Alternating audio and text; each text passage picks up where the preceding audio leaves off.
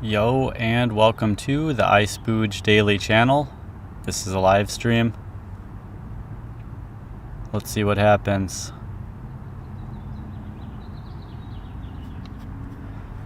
So this is an experimental tech and media brand. We're doing 20-minute videos.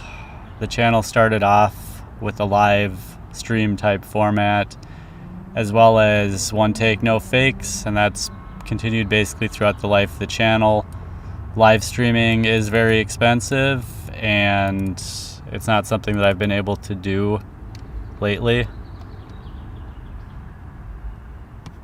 So it looks like we're connected. It's showing up on the UI. I don't know how it's going to be, if it's going to like skip the beginning. Probably not. I see myself moving. That's good. But we don't want to eat up bandwidth with that preview anyway. So I'm just waiting to see that there are people here, which I don't see any yet. No data. The stream will end shortly. I am in the library outside. There's some music that I don't own the copyright to playing. So yeah, the constant battle is finding a place to work. Are you going to check my email? Hi, Shrek. When I get in an appropriate place to check my email, this isn't the place to do it. I know people are going to argue with me. Just got to pretend that I'm a law firm partner and, you know.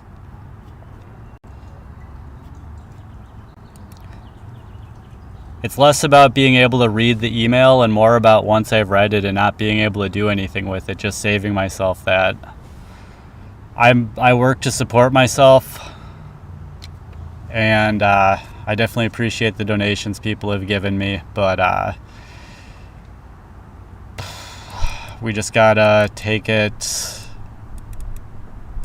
You know, I'm not a YouTuber. I'm a programmer. I'm a dishwasher.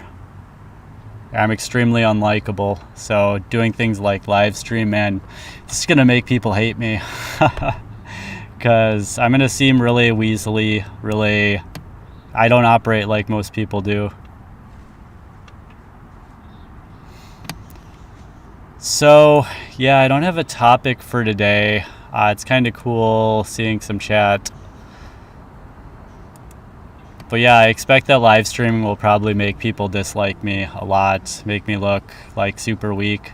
Like, I know I am super weak too. Like the way that I just gave up. Well, I was already leaving the park yesterday when that homeless guy came up to me and like spat at me and like sat down at the table with me and stuff. But like, man, it's like in Fight Club where the assignment, one of the early assignments is, you know, go start a fight with somebody, and like nobody will fight with them. I'm like that pastor guy who the main guy is like trying to start a fight with the pastor. He's like spraying the hose on him and stuff, and I'm just like, I would just like keep going and not fight with anybody. And hey, what's up? OpTH FS, highly unemotional and analytical. That's pretty much true. It's not that I'm not emotional, it's just that they're controlled.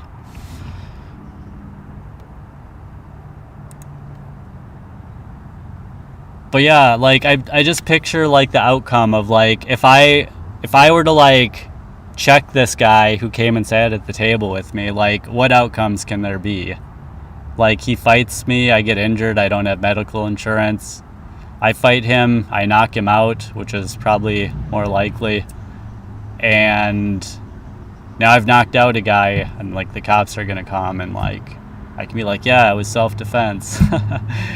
Other homeless people come in and start brawling with me. It just turns into like this whole. In high school, I went to like a bad high school, but I never got into fights or anything either. Because I just stayed out of stuff, and like I just did my computer stuff. I feel so dumb not checking my email. Like, because I know that people are being very generous, but I need to emphasize, like, I needed donations for a while, and they helped while I needed them. Now I just am, like, trying to busk, and I want to build the brand up. And I think what'll happen is I'll probably get to the spot where I've got a motel room or I've got a phone and tinted windows. Then I'll check my email. Then I'll find however much money is there. And then I'll figure out something to do with it. Like some kind, I don't know what, because I don't know how much is going to be there. But there's like 2 or 3 channels I want to give money to.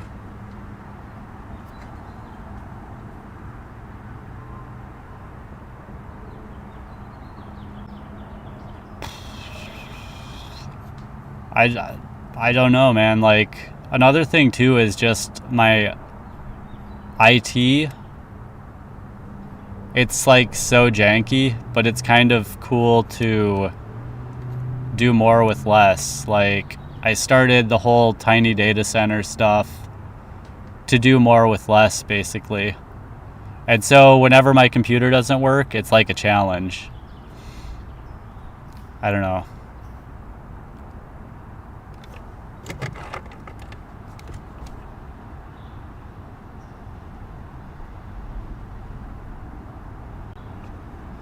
Yeah, thanks, OpTH. Yeah, I mean, I think people who actually donated and supported the channel probably understand the most. So, thanks for saying that. That's a really good point. Yeah, I mean, that's probably true. I'm constantly insecure about people thinking I'm mentally ill. But really, you know, on the other hand, who is 100% mentally healthy? Really nobody. And so I can't be like, yo, I'm perfectly mentally healthy. And at the same time, you know, like, if someone like breaks their leg or something, that's not quite being ill. It's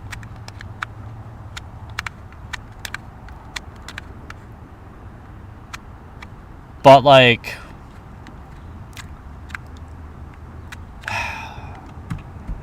you know, you always think about, I'm thinking about like the narcissist who actually would, it's like the one person who would like see the attention that someone with a broken leg is getting, and then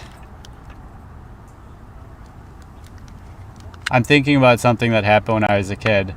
I don't know that the person was a narcissist, but it was one of the girls across the street. I broke my arm twice, and both times I got like Sega games or gifts or whatever. And so she was actually wearing rollerblades, like jumping out of a tree trying to break her leg so she could get a gift for breaking her leg. Oh, now I've got the revolting bum laughter. See, I've turned into what I hate. Good Lord. Bums should not be laughing. You emailed me because you want to hire me. That's cool. As a freelancer, that would be good.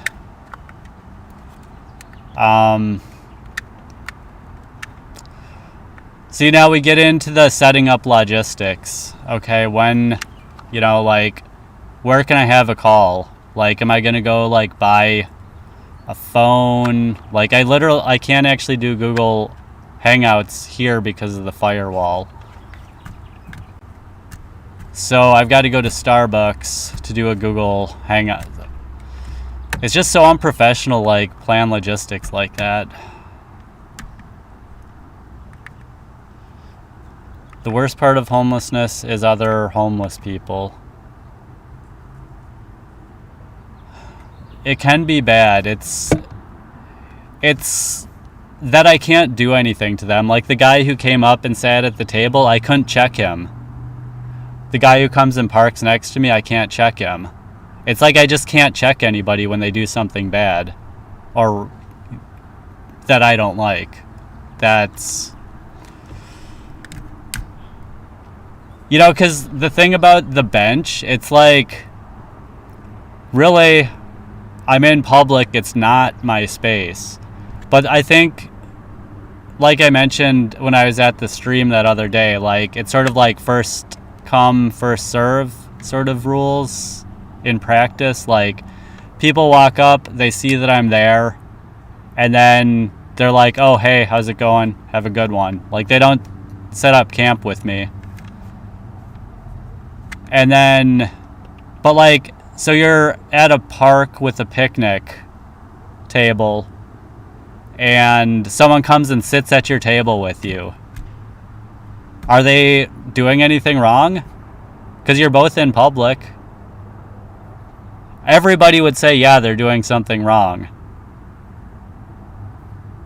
But how do you check them? Like, if they're sitting at your table, clearly they know they're doing something wrong. And so if you check them, like, they want to be checked. They want the conflict. So it's like the Fight Club thing, you just, like, leave.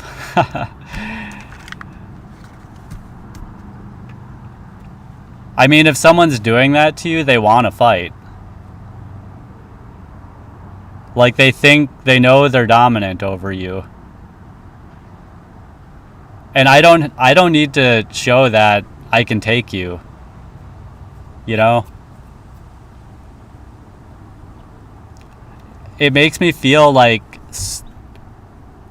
from that way, like, I don't actually think that I should get married. Like, I might not be husband material in that sense, because I just, like, I'll just, like, I don't want to, like, protect I don't want to protect a picnic table in public. If I had a property, would I protect it? Sure, probably. I don't know how I think about that, but do I think women prefer class or swag? I think every woman is, you know, like, one could say there's narcissistic women and non-narcissistic women, right? Just like men, there's narcissistic, I think narcissistic would prefer class. Well, actually, what is the difference between class and swag? I was going to say one might prefer one might prefer the other. But anyway, yeah, so I don't think that there's a rule of class or swag. Everyone likes class. No, they don't. Degenerates don't like class. I think degenerate people would like swag more than class. But I don't know.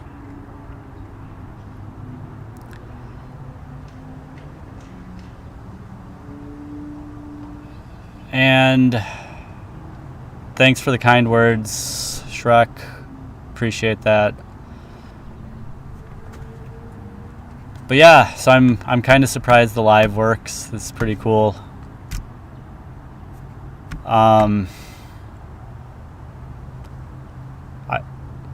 You think you might open comments someday? If I keep the channel going, yeah, I'd probably turn on comments someday. The channel started when I was on my way to homelessness. And so all the way back to the beginning, I sort of knew that I didn't have the capacity to handle comments. And I had a lot of trolls while I was falling off of the gentry ladder. Because the gentry ladder is like super virtue based and stuff, so I had a lot of trolls in that time. I also,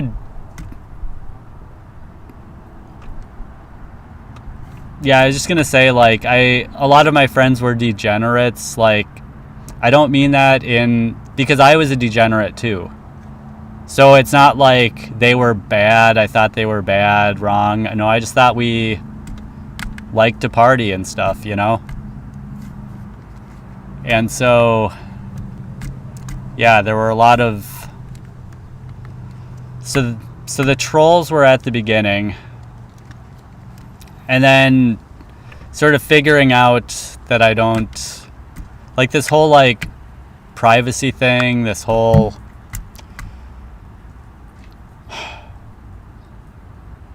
I had gigabit internet when I started. Like I couldn't picture connectivity being an issue either.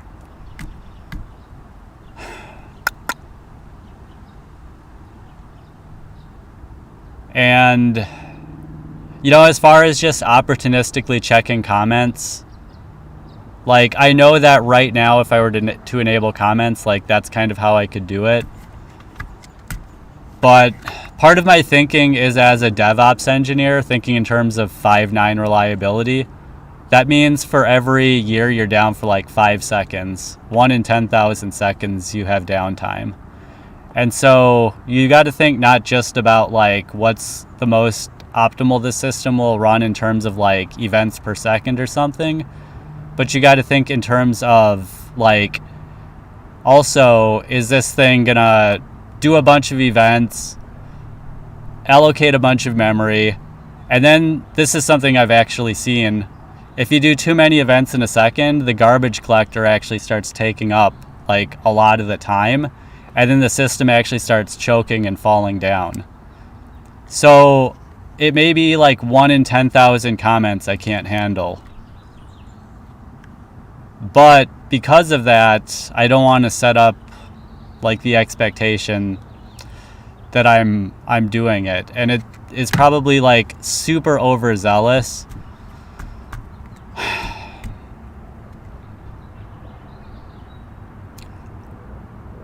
Another thing too is complexity creates like exponential, like if this were my one job and the one job I were doing were moderating a community, then I would basically like learn the types of comments, the types of interactions. But like I don't know what I don't know about managing a community because I haven't done it before. And I also don't know what I don't know about like living such a lo-fi life. Although I'm learning more about it. Like one thing I really hate to do is make a commitment and not stick to it, and I know I do it more than I have to. So yeah, and then as far as like trusting a moderator, it's not that I can't trust or I won't trust or I don't trust, but I look at like aligned incentives. Like I basically feel like I just have to have a paid moderator to align incentives. So either I moderate it and learn it, you know, when life is less complex, when there's like only one thing that I'm learning, which is how to moderate a community. If something does go down, if I've got the money in the bank to get a hotel room, to just be like, yo, I need more than the side of a road can give me. And so I'm just going to book over to the nearest motel, check in, get a room, and just handle this fire. You know what I'm saying? Like, if something happens, I don't have the resources to put out a fire. Like, look, here's how I think. Before I got a Jackery, I actually got a fire extinguisher. Because I'm like, I'm not going to use electricity and burn my car down. Like, how many van lifers have a fire extinguisher? Probably. That'd be a good poll question. I don't know, but you see how I think it might be overzealous. So anyway, that was kind of a long answer. Thanks, guys. So let me go back to the comments. The chat. Can I hire you for developing? I've developed Chrome. Sorry for the delay, Melvin. Yeah, I've developed Chrome extension. The big problem is getting communication set up. OpTH felt same way. I cannot handle the negative comments, otherwise I might start. Hey, start your own channel. Just leave the comments off. You know, we can pick and choose the parts of the platform that we use. So if you don't want to do comments right away, I've got my excuses about why I don't have comments on. But another explanation is just being like, I just don't want to have comments on. You don't have to explain yourself to anybody. It's your channel.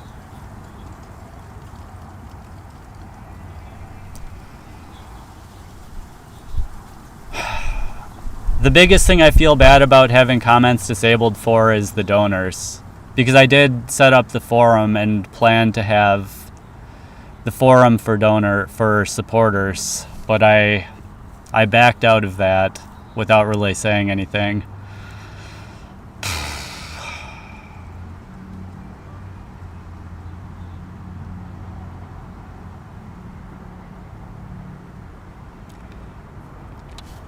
So yeah,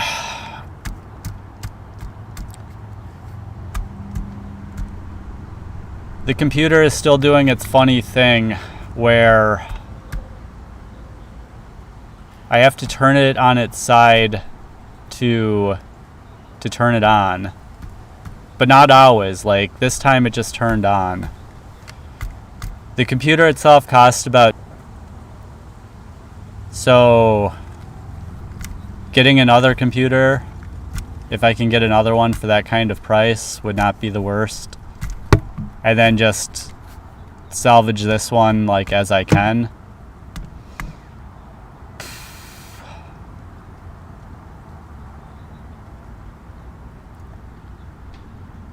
Enable comments, signed up for the forum and nothing happened. Yeah, I've got the forum set to approved registration. And I have not approved any registrations yet. So, God, I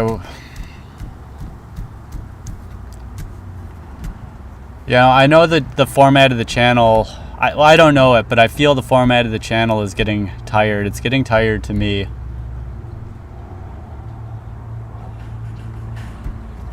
And the big thing is, so this is how I catch my ideas. And then the next day I transcribe it to text.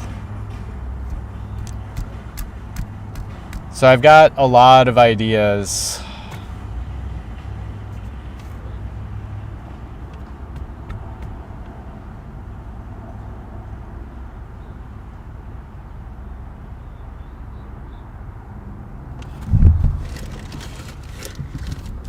What happened to my dinner? I was gonna eat my dinner. Yeah, I mean, honestly, I'm kind of surprised that this stream worked. I tried it once before, but then I saw that I tried to upload a video and the YouTube, it just got stuck on processing, and so I just clicked go live and it worked. And I'm not sure what the quality is gonna look like, but I'm also recording it locally, so if the quality is bad, I could re-upload it if the quality,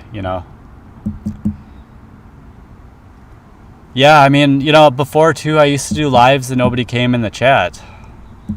And so it was really weird, like, I've got, like, my first, 40 lives, nobody came in the chat. Except trolls, of course. Revolting bum laughter. Whew. You are a car dweller for 2 years. Everything you talk about is relevant and about the same frequency. That's awesome, Azimuth. It sounds like you got out of it. Sounds like you... Yeah, I mean, who knows if it was by choice. But it's a good... Car dwelling is great. It's just when you start getting special needs. If you're an IT professional, car dwelling gets kind of hard. But with things like co-working spaces, that's something I haven't done yet. Well, it's like 4 or 5 years. I used to go to a co-working space called the Hacker Dojo in Mountain View. And that was an excellent space to work from. I didn't tell anybody I was homeless. Nobody knew. I did use the kitchen more than most people. The channel's doing pretty well in terms of views. I know channels with 150k subs who get about the same views. I'm sure some people aren't tired of it. I'm not. Thanks a lot, OpTH. Appreciate hearing that. Yeah, I mean, maybe if we got some more themes, like not just homeless guy. Like I've tried to like mix in like vanless van lifer and phoneless DevOps guy.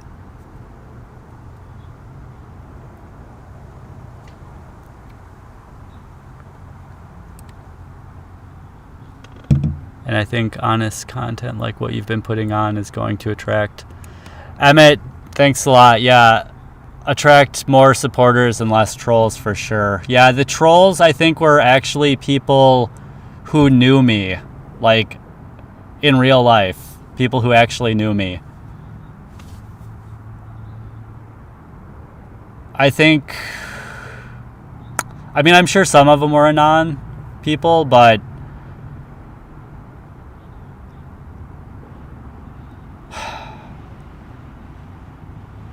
I'm pretty sure one is one of my childhood best friends. I don't want to make this a gossip or drama channel, so I won't give any more detail than that, but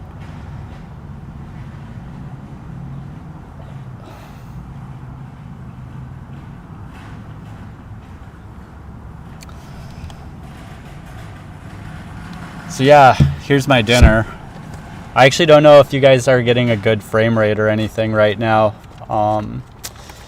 So let me grab a fork. It's a can of beans.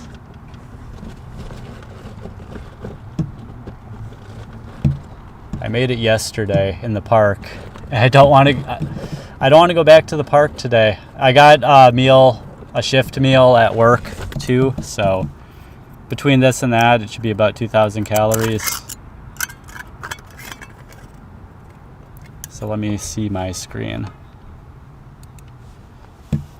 So I made a video where I posted like a picture of some beans and stuff on a fire like a month ago. Whoop.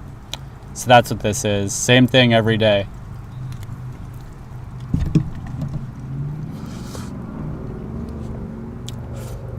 So good. Hey, thanks for chatting, guys. This is pretty cool. Can I please turn comments on? I know that's going to be a super common thing people ask for, but not right now. And how, like another thing I got to get to supporters, I said I would turn it on for them, and I set up the forum, and then I haven't approved anybody. I don't know who's requested or anything. So that's me going against what I said.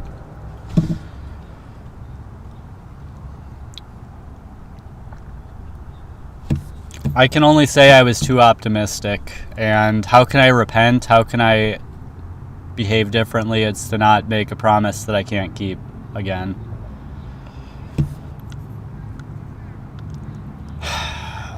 Yeah, pissed about the comments. I hear ya, Franklin.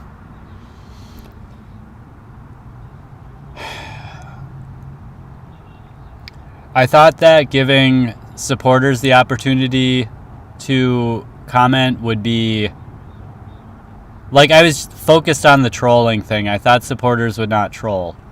Yeah, for sure. But I still didn't think about just, like, if something comes up, like, I don't know what I don't know about managing a community. Like, one of my old friends used to manage PHP BB forum, and it was very stressful, and he ended up selling the community. I'm not going to say what the community was. It was a very popular PHP BB based community in the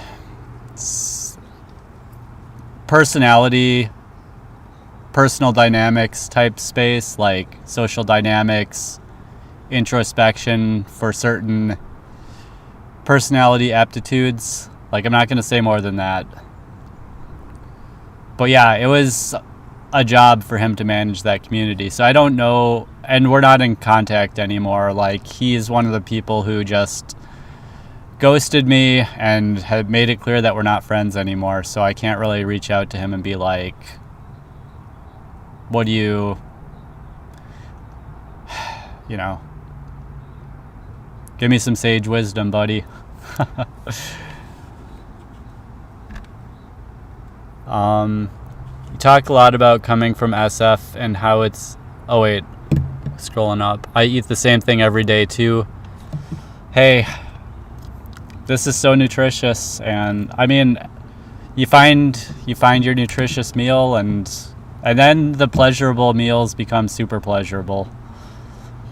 Wondering, I talk a lot about coming from SF and how it's easier to blend into larger community when you're homeless. Did you move to a suburban area? No, I moved not just suburban, I moved straight up rural. Emmett. So yeah, I was between San Francisco and Mountain View, Palo Alto. My last job during pandemic was in Palo Alto, at a grocery store in Palo Alto. And homelessness there was still, I consider that whole Bay Area, Peninsula, San Francisco. So for less competition, I moved here for more,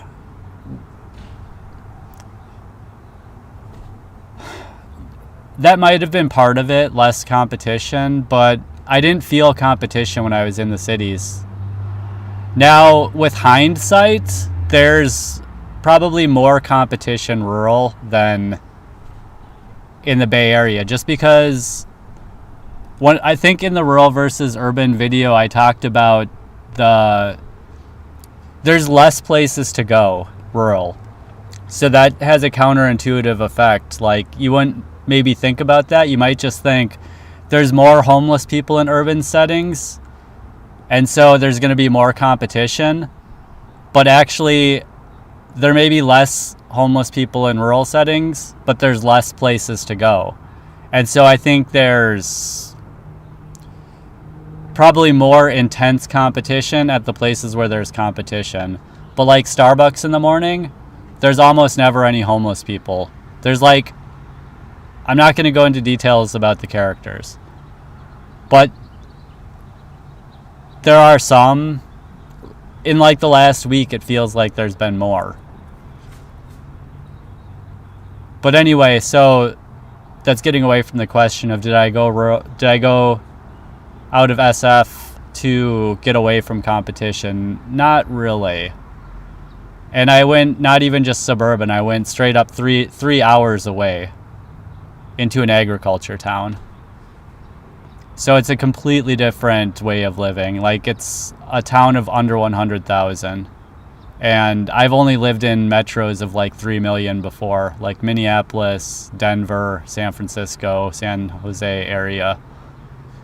So this is completely new. And I did it. So, okay, if I can't work in tech anymore, for the last 6-7 years, I've been working in food. And my goal is to get property and grow my own food, have a vegan garden, raise my family, etc. It might not be vegan. I might get goats. Vegan plus goat milk, which is kind of like what Indian Jain are. And it's all energetic. And so I basically swam upstream from San Francisco. Like, I looked into Central Valley. Well, first I looked into the coast a little bit, and then I got into Central Valley. And this is like some of the most fertile land on earth. And so I'm here because I'm going to buy property here.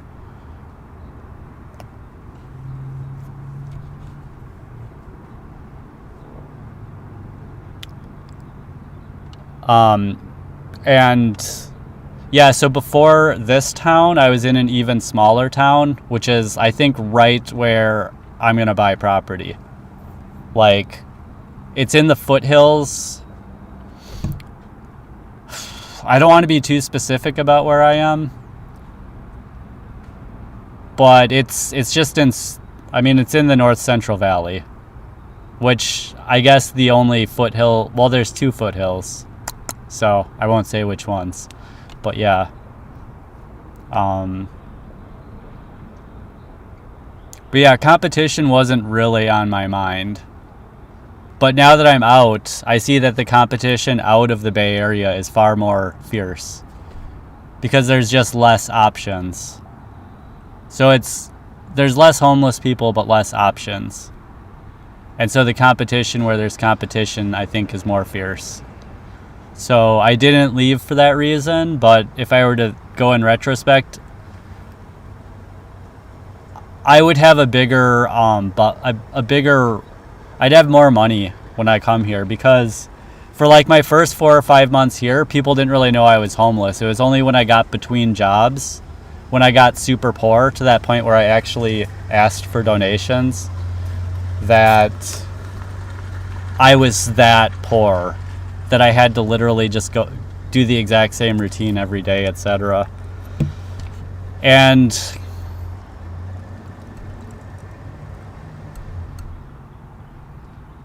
that's like really when I felt the competition starting, is like when people could see that I was vulnerable, when they could see that I was a wounded lion. Because if they just think you're a regular person, they're not going to, if the hyena thinks the lion's healthy, they're not going to attack it. But if they can see that I'm wearing the same clothes every day for a month, doing the same things, you know, getting real skinny, losing notches on my belt, you're going to start getting a little bit of feistiness and a little bit of tests from them. And so competition's never ever been a thing. Like, I'm not avoiding competition at all, because they're like, I never like felt competition outside, but it became a thing here. So anyway, I think I've beat that horse to death. I'll go back to the chat.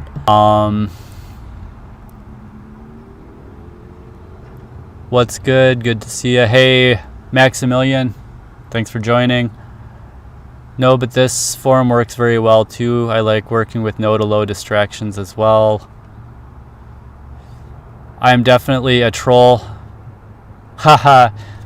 You know, I'm kind of a troll too in a way.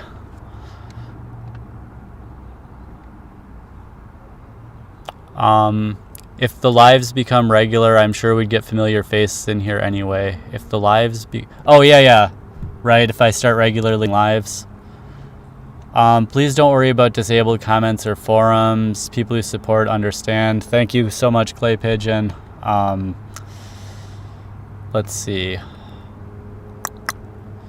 Eating the same thing is where it's at. I stick with pizza. Yeah, pizza, that can definitely be a good delivery mechanism for all kinds of great toppings.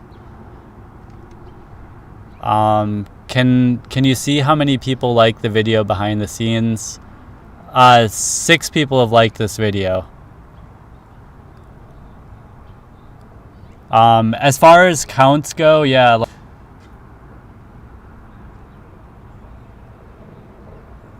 So, man, that's a whole nother can of worms. I'm trying to eat rice and beans, not worms.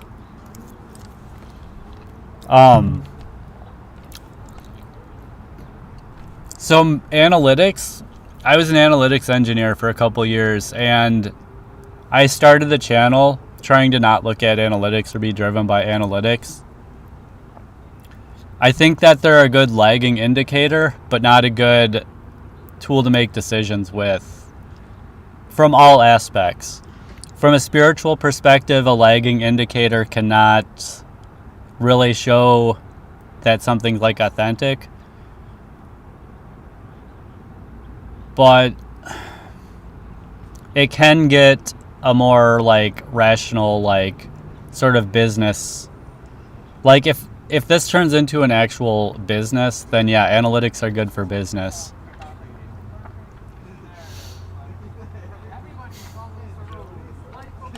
But yeah, I don't want to like, you can't help but see likes, and a browser extension I think would be cool would be actually hiding all analytics. But yeah, I guess I hadn't thought about whether people would actually want to see the number of likes and stuff. I just like disabled everything possible when I was setting up the channel.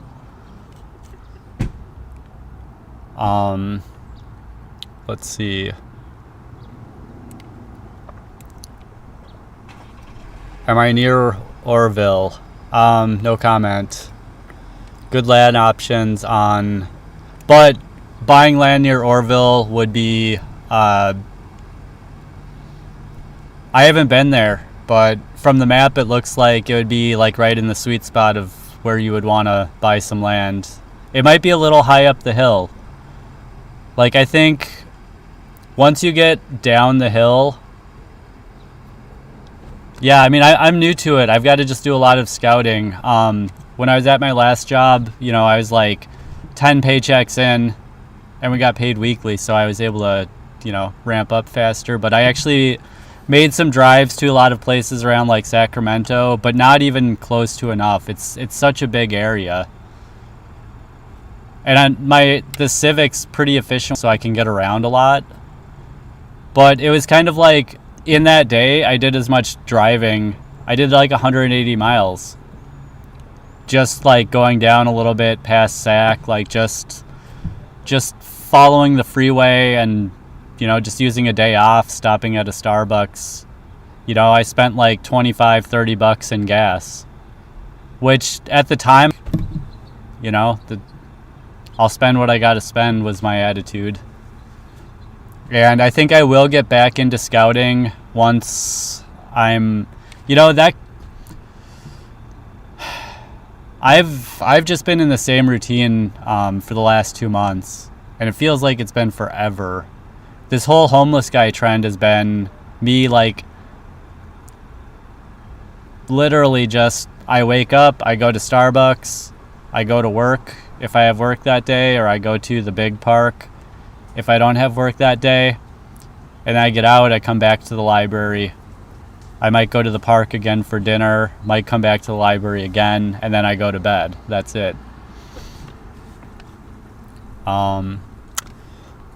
Good land options on discount lots. Good stuff. Have I... Yeah, so then as far as just buying land, so I feel like that's just a few chess moves away. I don't even know what I don't know about buying land. I bought a townhouse once, but that's it. That was like homeowner association. I didn't have to know anything. Have I talked with any other vehicle dwelling peoples like the Rainbow family? Sorry for the delay. Trenin, thanks for the question. Or Treyron. Sorry. No, I haven't talked with any other vehicle dwellers. I'm so not social these days. Like, the last time I texted was probably like 2015, 16, maybe into 17 a little bit. But like 2016 is when my career in tech ended, and that's when I lost hundreds of friends, and like just everything collapsed, and I just haven't like texted or made new friends or anything since then. And then making friends online, I've mentioned gang stalking a couple times. I don't want to sound like too much of a tinfoil hatter, you know. I'm not like, I have actually been stalked by private investigators, so like, you know, it's not totally unfounded. The feelings and stuff that I have about closing down communication channels. Is it overzealous? Yes, it is. Yes, it is. It's it's a bruise, you know, like bruises heal with time, but they take time. Like, once you've had private investigators show up at your job and like not intimidate, like be intimidating towards, but like, you know, nice Mexican administrator lady like thought it was like a cartel coming for me or something, which in a way it kind of was. You know, this big guy there asking to see me. That's not a good place for an administrator to be. It's not a good place to be with a job where you've got people showing up like that. And so I'm just like, it's happened. You know, I'm not just scared of it happening. It's happened. So the bruise needs to heal for a little bit longer. And so that is to say that I haven't really engaged with new people online either. Yes, it's fear. I own that. It's fear. Discernment is something I did not have when that happened. And it is something that I think is better now, listening to my intuition and stuff. But obviously with the email thing, I still don't have a clear read on my intuition either. So I don't quite trust myself being too intimate with new people. I was wondering, let's see. I was wondering more because I wonder if it still helps the algorithm. Oh, yeah, for the likes. Yeah, I don't know about the algorithm. I don't really pay attention to the algorithm, except I looked at the Explore or whatever, and it just said like a lot of people are searching for like homeless this or that when they find the channel. And the homeless guy ones were the ones that have popped off big. So check out West Point, CA. It's a great place for off-grid living. Thanks a lot, Trek. West Point. Yeah. Depending, yeah, I'll keep that in mind. Are you set on California? Have I looked, NATO? Am I set on California? I'm set on being next to the Bay Area because of the tech. Every time I've left a few times, it's always been the thing that's drawn me back. There's just no tech ecosystem like the Bay Area. And I thought 3 hours outside of the Bay Area in Central Valley, because I'm vegan, I'll grow my own food and everything, and then I'll keep a presence. I'll probably own a few properties. Like nothing says I can only own one farm property that I live on, one garden property that I live on. So yeah, I'll probably keep a presence in San Francisco or Mountain View with time just because of tech. You know, however much I'm not welcome in the tech industry, it's just still what I do. And I just feel like being close to it.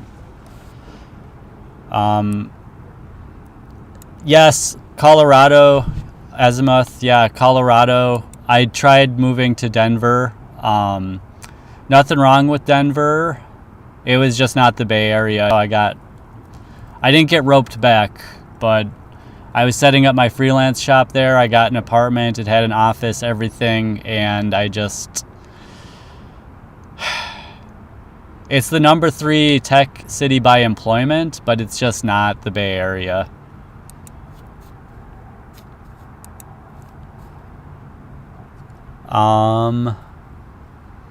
I wish I were in Cali. I'm on the East Coast, probably plenty of overlap in terms of the overall vibe, but you can't beat the weather in Cali. I haven't been to the East Coast too much. I'm sure that it must, if you're there still, it must have something keeping you, right? Let me read your next comment. Takes a lot of energy to be social. I imagine you're pretty maxed out in terms of energy exposure. Holding a job. Yeah, I mean, once I'm in basically saying, sorry, I'll work on my speaking style, my reading style. Thanks, guys, for your patience. Holding a job while living in a car and maintaining a presentable appearance has to be tough. It is when it's not in steady state. When it's in steady state, I definitely have energy to do other things. But when one thing goes wrong, it takes a lot of energy. So you just hope that things go right. And I think God does set things up to go right in chance. So I don't want to be a doomer or even discourage anybody from living in a car. Like, it is rough, but if you're doing it for the right reasons, it feels good. Like, a long day of work feels better than loafing off all day, right? I mean, I think a lot of people would agree with that. Some definitely would strongly disagree. But if you're, like, I know why I'm living in my car. Like, I know why I'm doing this. And so it's not, even at its worst, even when I poop my pants and I'm like, oh, God. Don't even like to, but it's fine. It's human, you know? It's worth it if you're like, doing it for the right reasons. Like, I didn't have to leave my dad's house when he raised his hand on me. But when he laid his hand on me, like, I knew that when I went back to his house, it was going to be lots of emotional abuse, and I could tolerate that. It did still turn into a boiling frog. Like, if you watch my videos from that time, you can tell, like, how, like, clamshelled I was. But I just knew. I mean, first of all, I told him straight up, like, I don't even trust that you'll, like, I found the term, the place to retreat to, because some, legally, like, I did, like, a law basis, like, states that have a duty to retreat, like, if someone's assaulting you, you have to retreat, you can't fight back, unless there's imperfect self-defense, which means so if you're actually physically in a corner being beaten, then you don't have to retreat. But if for some reason the corner is windows and you could, like, break the windows to get away, this would be up to the judge, to be exact. But theoretically, there's a way you could have retreated before punching the guy in the face. You could have broken through the window, for example. You could still get off in a duty to retreat state with imperfect self-defense. It means a reasonable person could have been confused about their inability to retreat. You're in a glass corner, you're back. Okay, so it's not assault, unprovoked. There is no self-defense for you, but we'll give you the benefit of the doubt. A reasonable person, lighter penalty, a reasonable person could have thought. So I was straight up cornered too. I would have been probably within my rights to just hit him back, but I did not. I refused him any energy at all. I just acted like nothing happened. I was on my computer. I was doing some Python stuff. I was sitting in my car in the garage. He came out drunk, started messing with me. And, like, I didn't even trust that the garage would be a safe place, and it wasn't. And so to me, I could have stayed. I could have seen him the next day and talked with him, but everyone knows how that goes with the narcissist. So I didn't. I just went to the homeless shelter and never talked to him again. And so I know that I'm doing this for the right reasons. I mean, it feels like a huge disconnect between that reasoning, because I'm saying I knew that I did not stay for the right reason, but I know that I'm here for the right you know what I'm saying? And then as far as other states, it's really just the tech thing. It's not really to do with Cali in specific. It's just, this is where tech is, and tech is my gift. I know I'm really behind on the comments. Thanks for your patience.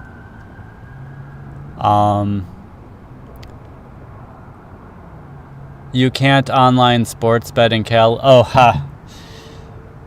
Online sports betting. That'd be one way. You are delusional. Nobody is gang stalking you. Nobody is trying.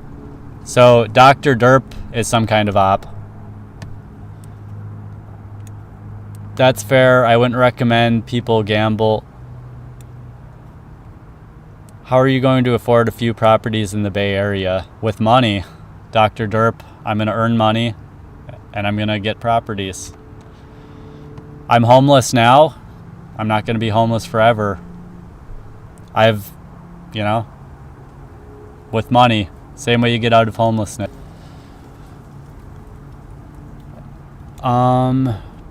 Try moving to Philadelphia. It's one of the most affordable. So Gabriel, thanks for the comment and the pointer about Philadelphia. The thing is, how much does it cost to move? Where does that money come from? From working a job. I'm doing that. I'm living in my car, working a job. Look up prices prices where I'm at are like comparable with Iowa. There's more expensive stuff in Des Moines than here. I'm not saying everything in Des Moines is more expensive than here, but this is a town of 100,000 people. It's not Bay Area economics here.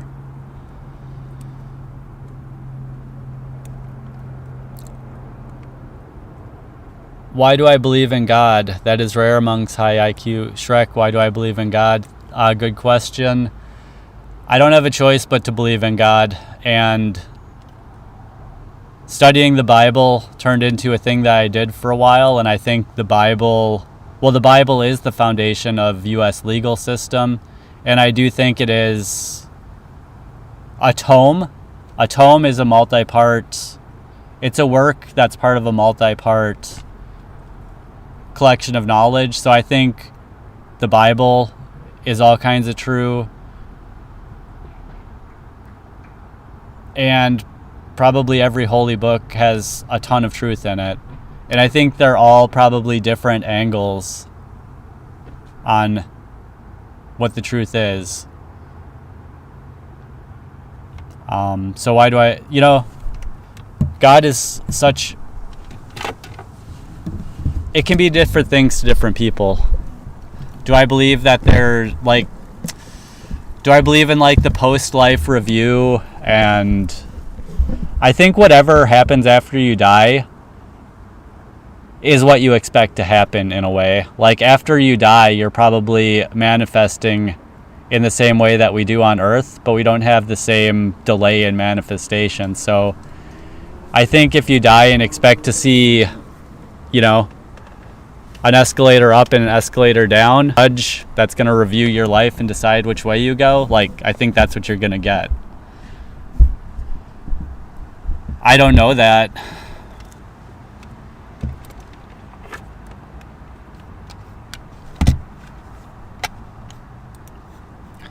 You're major league, just relax. People are attracted to you because you're emotionally pure, still extremely rational. Thanks so much for saying that, Maximilian. Pardon the delay. It's weird to see good things said about myself. I consciously know this stuff and think pretty highly of myself, but still it's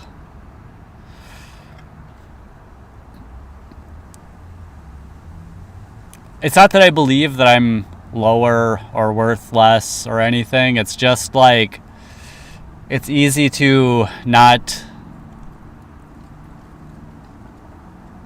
think otherwise. It's easy to see everybody else around me and see myself in everybody else around me in some ways. And so if I'm around so much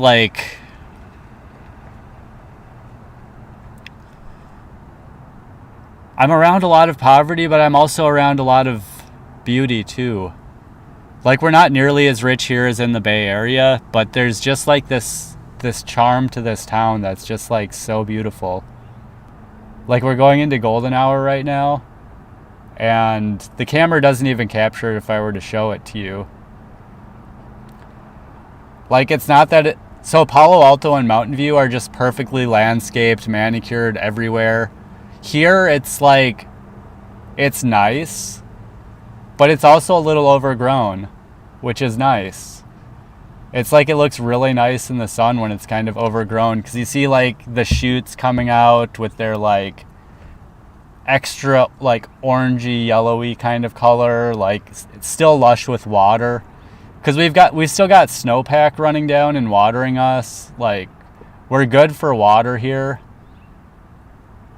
So it's just yeah, I see. I really focus a lot on the bums, don't I? With my revolting bum in the parking lot laughter. Sorry, guys. I didn't believe in OpTH. I didn't believe in God for a long time either. Life experiences led to the belief over time. Things happened that I just couldn't explain without God existing. Yeah, man.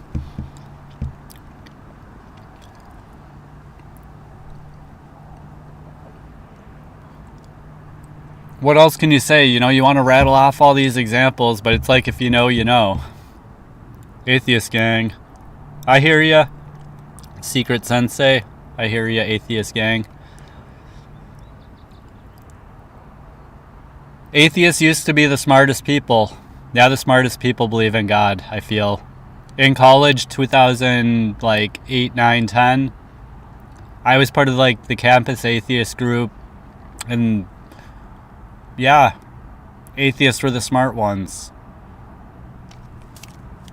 I don't know that that's true in 2024. I'm not saying that they're not smart, but I knew right away. I never called myself agnostic, I never called myself atheist, only agnostic, because believing that there's no God is logically the same as believing that there's a God. Oh, believing that there's a God is the same as believing that there's a teapot circling between Jupiter and Venus.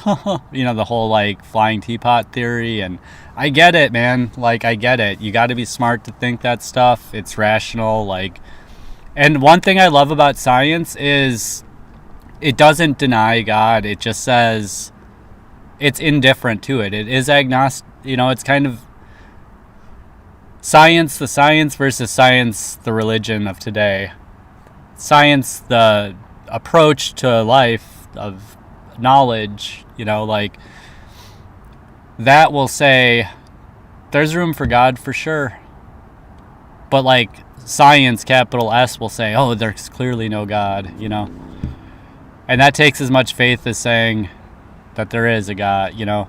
To me, it's so improbable that there's not a God. But what is God? That's where it gets hard. I don't know. In the 3D, even if we saw God, like, we wouldn't even know. And it would span across time. It would be everything. So yeah, I mean, I don't know what God is. I don't think it's just like this entity, now as far as what created the whole situation, you know, how do you create physical from non-physical, space from no space? You know, you got me. I don't know.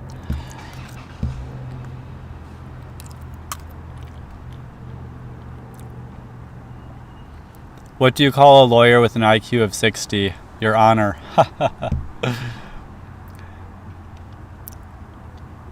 Your Honor. Your Honor. I'm not sure if there's a double meaning to that joke or not, Azimuth.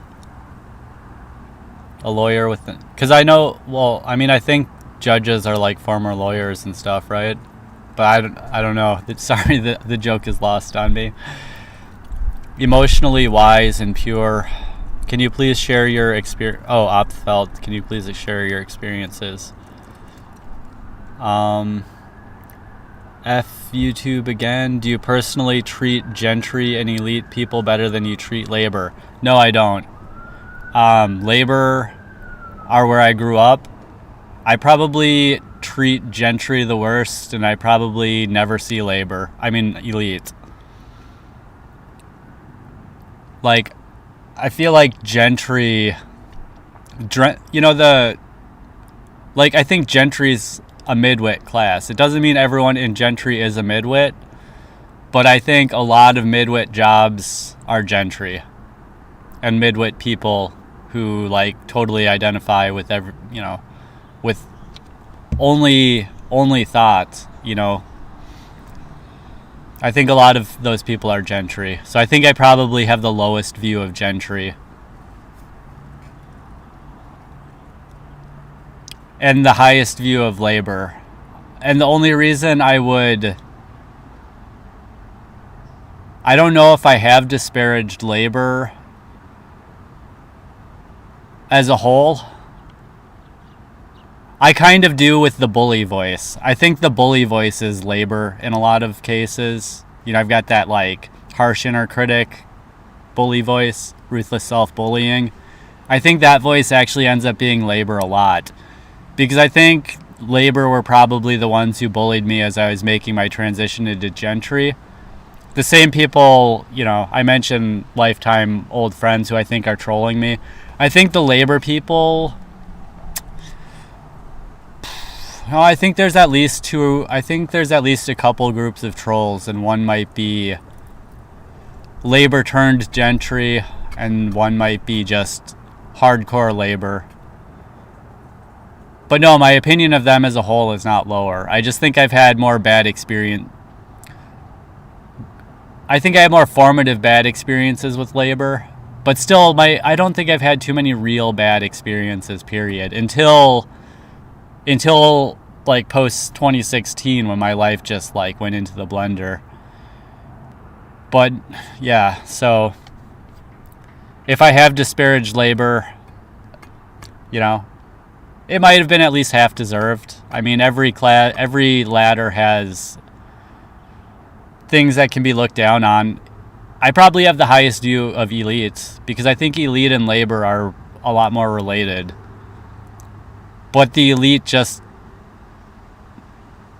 I think, are just in control of the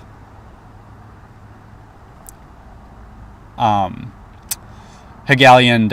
They need devices for the Hegelian dialect, and so, you know, the middle class, gentry, and the labor are good opposition to just play against each other, keep them distracted, and not looking at the elite. But I think my experience with the elite was extremely brief. Like, one or two of my jobs might have actually been elite organizations. So I think I got a little bit of experience with them, but not enough to really talk a ton about, other than to say, like, because you do extremely well in labor, I think what you need to do is make your money work for you through, like, there's the cash flow quadrant. There's employment, self-employment, business, and investment.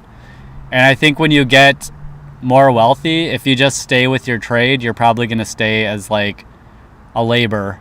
But if you diversify your financials, then you probably will end up in elite. Generational wealth is ultimately my goal, and I don't think that I'm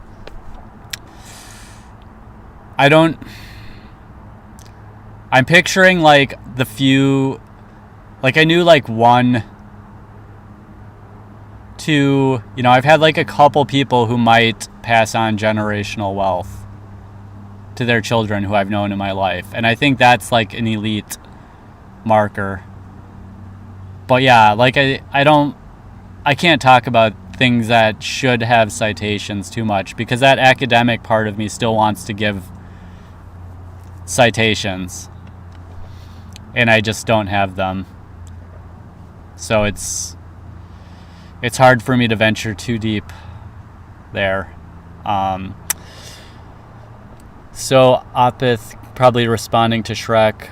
OpTH found themselves in a position with no resources, transportation, homeless, someone just randomly. Yes. Like, there's so many cases, and that's like,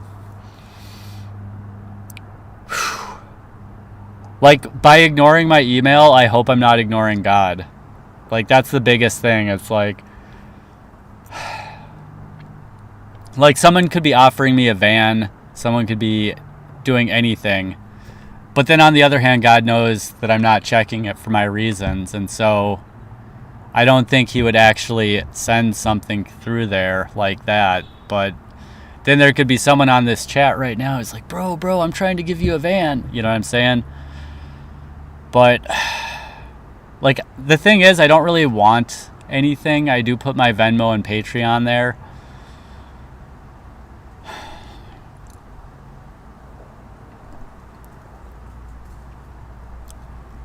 It's like, if I get something that's awesome for the channel,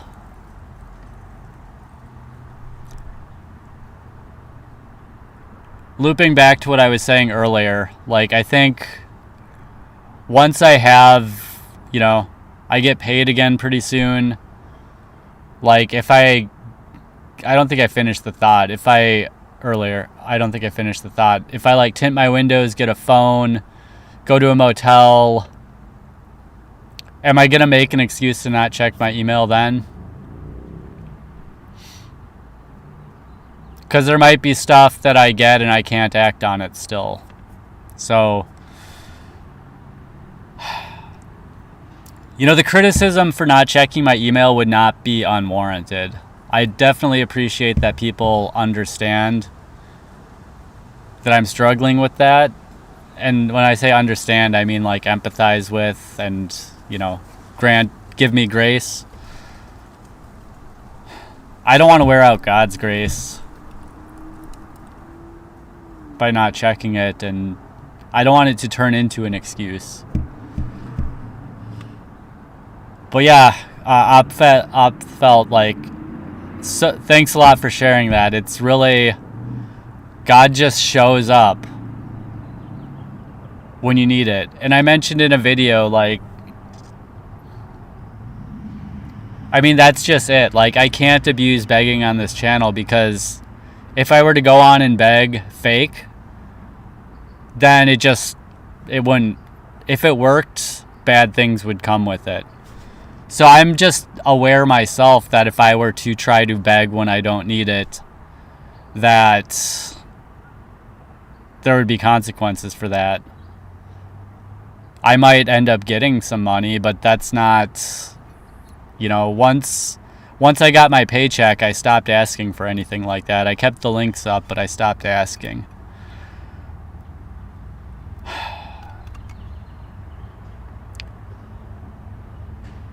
It might make sense, and if I say it, I mean, I'm saying it, so I have to do it now. I think I need to actually say I don't need money. I've said it a couple times, but maybe in the old videos I should put first thing in the description that I don't need anything. People who have been around the channel might understand the busking, begging, situational need that is not a need right now.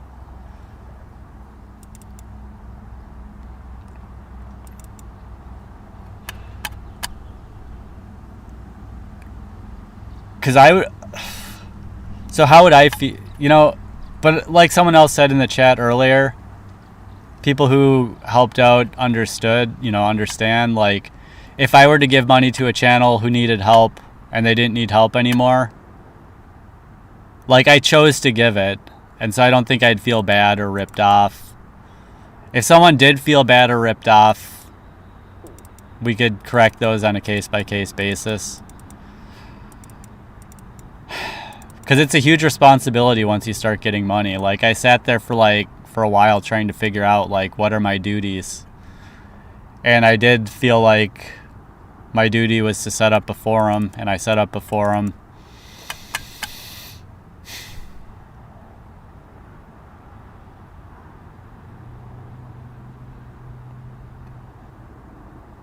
And if you're new to the chat, you know, to finish that thought, and I didn't approve any registrations on the forum. So let me check the chat again. I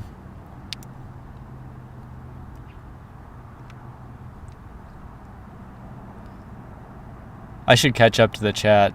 Sorry, I'm so far behind.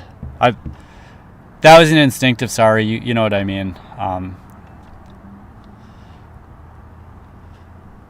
I found myself in a position, so Maximilian, I work labor, construction, but consider myself, yes. And were you the one who asked the question about, do I look down on labor?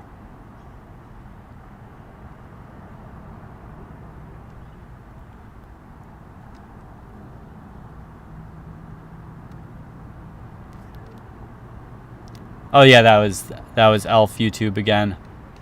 Op felt that's just one of probably half a dozen experiences. For sure, someone's looking out. Maximilian says reincarnation is real. Good dear friend. Opfelt says, unfortunately, it's proof of our shortcomings as much as anything. Ideally, this would be our... Yes, straight up, Opfelt. Ideally, this would be our final incarnation. I don't know about reincarnation. Probably. It's probably a thing. But yeah, it's like... I'll name drop the Quantum of Conscious channel. If you guys don't know that channel. I haven't been watching his stuff, but I love the way he describes things, Matt from Quantum of Conscience. And I'm borrowing from him when I say whatever happens after you die is probably what you expect will happen after you die. And he's given credit for that idea too, I believe. But that just rings the most true because, you know, like if you believe that there's going to be the white light, and there's the, you know, it's this whole like law of attraction, manifestation, all this stuff.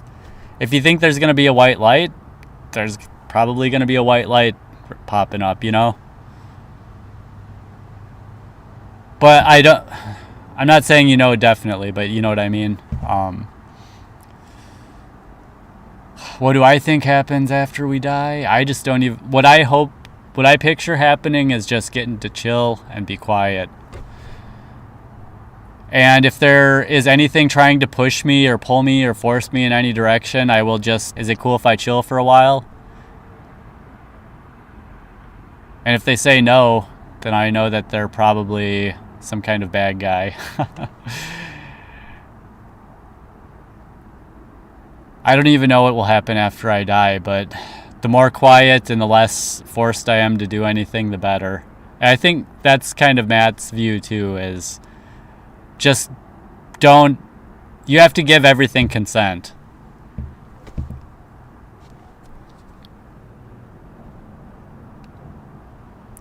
Yo, you're live. What's up, Lance? I watch you most mornings while I have breakfast. Cheers. Dr. Derp, can you explain the Hegelian dialect? Come on, man. Yo, he probably isn't reading. I'm reading the chat infinitus. I'm just really far behind. I'm giving long-winded answers. I've seen your videos too. You're awesome. Keep the faith. Set the goals every day. Sweet. Good reference there. Infinitus. Welcome. It's been true in the past videos. Like every now and then, like nobody was in chat, and when someone would drop in, I missed it. This has been cool. Secret Sensei, check email now with us. I've thought about doing that. That would be fun, but it's... The Christmas presents would be great, but it's the unexpected that I don't know what I don't know how to handle. I just don't want to create openings I don't have to create. I'll check email when, if I were a lawyer checking my email, I could check the lawyers probably check their email in parking lots. I get it.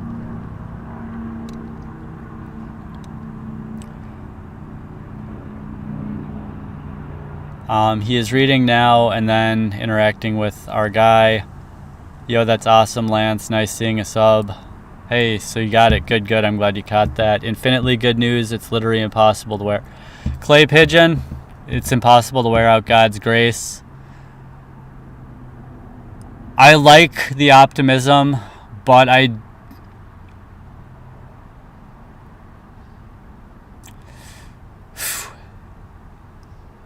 love the optimism. I do still love the optimism. I'm coming around to it right now in my mind because of what I said, I think, yesterday, which is just that, you know, and just being consistent with that God will not make you feel urgency. It, you know, so there's always a way out. It's like the Jonah and the whale story. So Jonah didn't even wear out God's grace. That's a really good point, Clay Pigeon. Now, could Jonah have... There's something called a reprobate. And I think the reprobate is the person who... So now this would be assuming Christianity is true. Or something compatible with that part of it is true. So the reprobate is the person who has consistently gone against God's will. Now, people do have free will, but say someone is constantly hurting other people, and God is reprimanding them, but they keep hurting other people. I think that's where a conversation about grace would have to center. It would be like they're doing something that needs to be stopped because it's violating other people's free will. So you might have free will to like do anything that's not hurting other people. But I think once you start hurting other people, then there might be grace. There might be lines in the sand with grace. That's a really good point. I mean, I love the optimism, and I do mostly agree that there is not a way to wear out God's grace. But there might be ways to just keep doing things to the point where you need to stop. But on the other hand, you know, we could, you know, go down another turtle and say like, well, these people are consenting to that experience at some level. If there's multiple incarnations, they could have consented to it before they came in, or it could have been their punishment for a past life. Because once you get into that territory, it gets really hard, because then things like human trafficking start to be, you know, if you're trafficking people, like, you know, are you still within God's grace there? We could take out the emotional feelings about how we feel about human trafficking and stuff, you know, and just say that it's a thing that people can do, and it's their free will to do it, you know.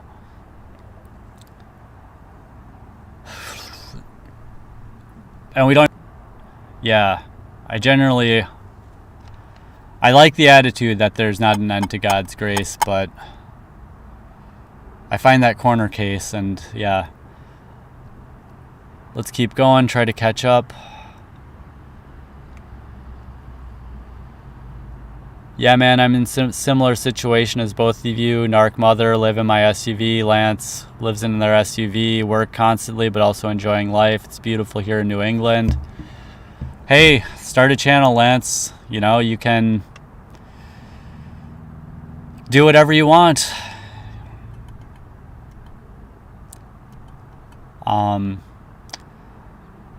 I don't constantly feel, but the fear is there of letting people down, of wasting people's time, of people getting mad at me, of, you know, I try not to let it stop anything or change too much behavior, but I'm sure it does, you know. And there's complicated issues, like, are comments off to stop that or to do something else? Yes, they're off for a couple reasons, so, you know what I mean?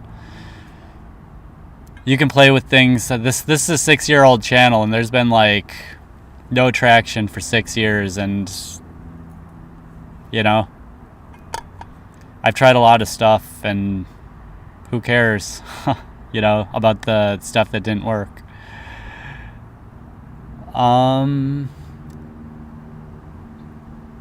Infinitus, has I been reading some chat? Why make the forum? Yeah, Dr. Derp. Yeah, why make the forum if nobody can join? Because I set it up for other projects. I put this project on, and I made a mistake when I set up the forum. I got over optimistic, and I didn't think about all the functions that would go into managing a community before I set it up and announced it. So, you know, I own that. If I'm still wasting people's time with it, that's what I feel bad about. So sort of like the old videos where I needed help, I need to put a notice in the description right at the top. You know, I might need to just say, where I talk about the forum, you know, that it's on pause until I feel that I can manage a community. OpTH, yeah, I believe it's more common than people realize. I think most people just turn to drugs or alcohol, so you never actually hear their story. Lance, you should start a channel, because you're right. It's so expensive to be able to do this. It's so hard. Like, I mean, if you already have a phone and everything, it's not as expensive because you've paid that cost. But then just the little unknown unknowns, like the reason I'm not, it's kind of beyond me to manage a community, even though I thought maybe I could. It's like someone gets excited, sets up a YouTube channel, posts one video, never posts again. Because they didn't realize like how much energy goes into just setting up, whatever it may have been. But like people still keep like subscribing to their channel and commenting on the video, but they never come back. It's sort of a similar thing. Like, I don't want to waste people's time. I did set it up with the best of intentions, but I was too optimistic. And for all I know, I'll turn it on and it'll be totally fine. But there's just too much in motion right now to do that.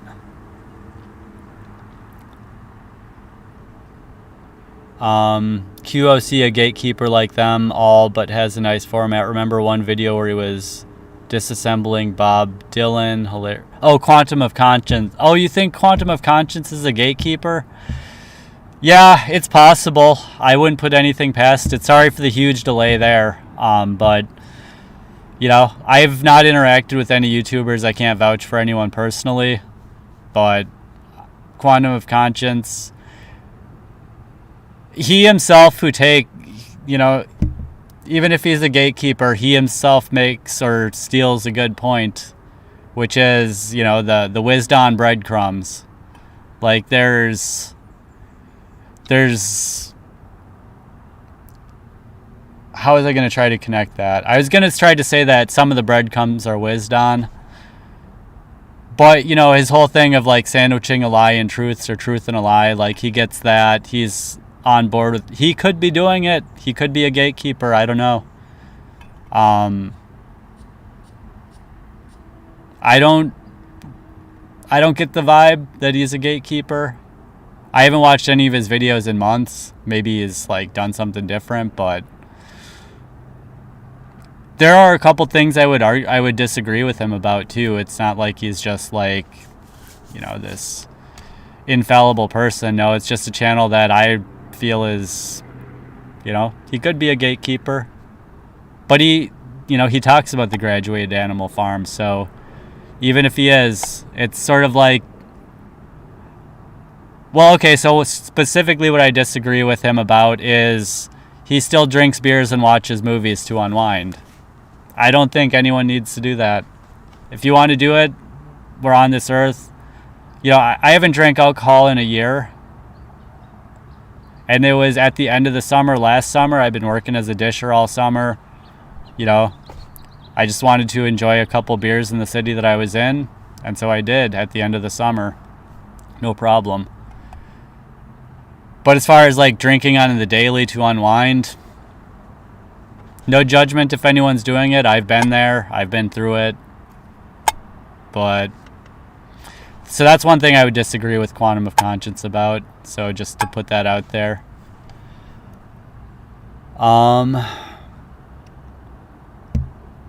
Why Come On Man? Sorry, that was a while ago, Dr. Derp. I don't remember what Come On Man was about. That's probably true. I don't usually share my story. My ego is still clinging on for dear life, but I think it's time to just be transparent and what you know. If you want to start a channel, OpFelt, if that's what we're talking about still, ego is still clinging on for dear life. My ego still clings on to things for dear life. It's a survival tool. So it's good to have an ego. One thing that the ego might be clinging on to is just being a software engineer. I don't need to do it as a job, but it's my natural talent. So it'd be nice if it was a job because, yeah, man, I'd be making bank. But sorry for the pardon the delay, guys. I'm behind. When was my last relationship? Do you ever think I'll marry or date again? F YouTube again. My last relationship was like my last serious relationship. I've had small relationships since then and dated a lot since then. Was 2013, 12 or 13. I think it was the end of the Mayan calendar, so my last relationship was the end of time. And will I date or marry again? I've become super energy conscious, and so dating will mean something very different to me now. It'll be more like traditional, like I don't see, it's now, can I find someone who I would marry? It's gonna be a challenge. Would I? Yeah. Do I need to be happy? No. I'd be least happy with 2 kids. So I'd be super happy with 0 kids, super happy with 10 kids, super unhappy with 2 kids. So whoever I want to marry has to have it in her to have a lot of kids. I'm talking 10. Meaning she'd have to be a lot younger. So that's already creating cultural problems, right? So where do I meet this person? And then as far as the marriage itself, my relationship with the state is complicated. The state has worked for me, and when the state worked for me, I was happy to be a functional member of the state. Now, as a person who doesn't want to deal with police or anything, and the state is enforcement arm of the state now. I see the,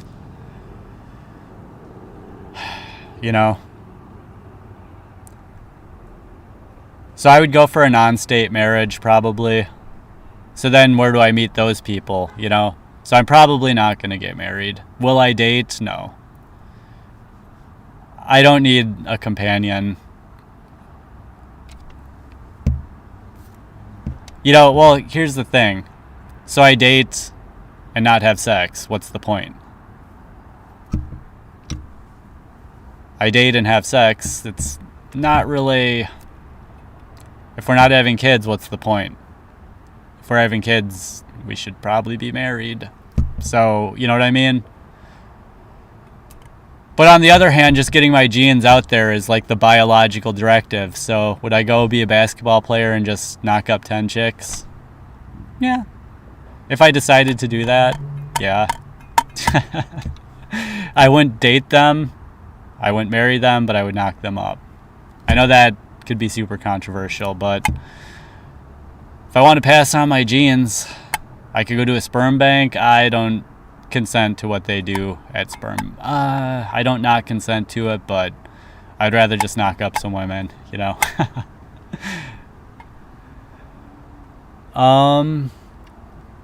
OpTH, yeah, I think most of the homeless problem is honestly people who grew up with some form of traumas. Yeah, Lance, I agree. If all that goes back to that and only get better once you face it. Yeah. Lance, you're definitely right. So many people have had that less than perfect upbringing, but there is always a reason for everything. I'm glad I got pushed down, actually. It humbled me. I might have... Something I haven't talked about on the channel, maybe a little bit, is I definitely had the opportunity to lick Satan's toes, to lick the devil's toes. Like, I definitely got to the edge where I was raising my vibration, but I had my choice of dark and light polarity. And I could have gone the dark path, and that's when I was still in those kind of elite circles. Adjacent elite positions, San Francisco. I think I could have,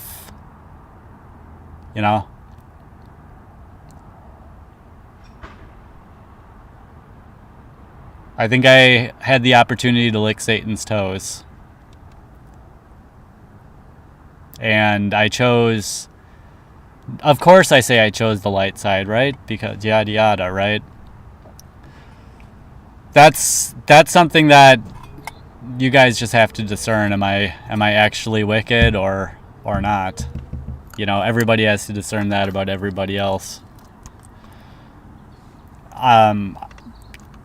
Good. I can say no, I chose the light side, but you know, again, it's at your discernment if you believe that or not.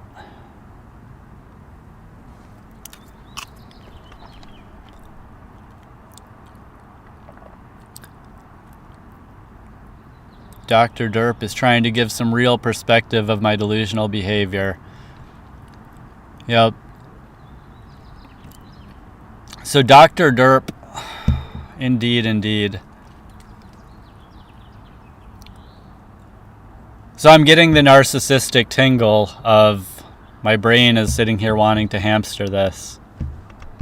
I'm not saying you're a narcissist, but I'm getting the tingles. With YouTube comments on, may be better for the algorithm. Delusional or not, you got to have some empathy. Put yourself in his position. Appreciate you sticking up for me, OpTH FS. I do have empathy, which is why I'm trying to help rather than enabling his delusions like you guys. Oh my goodness.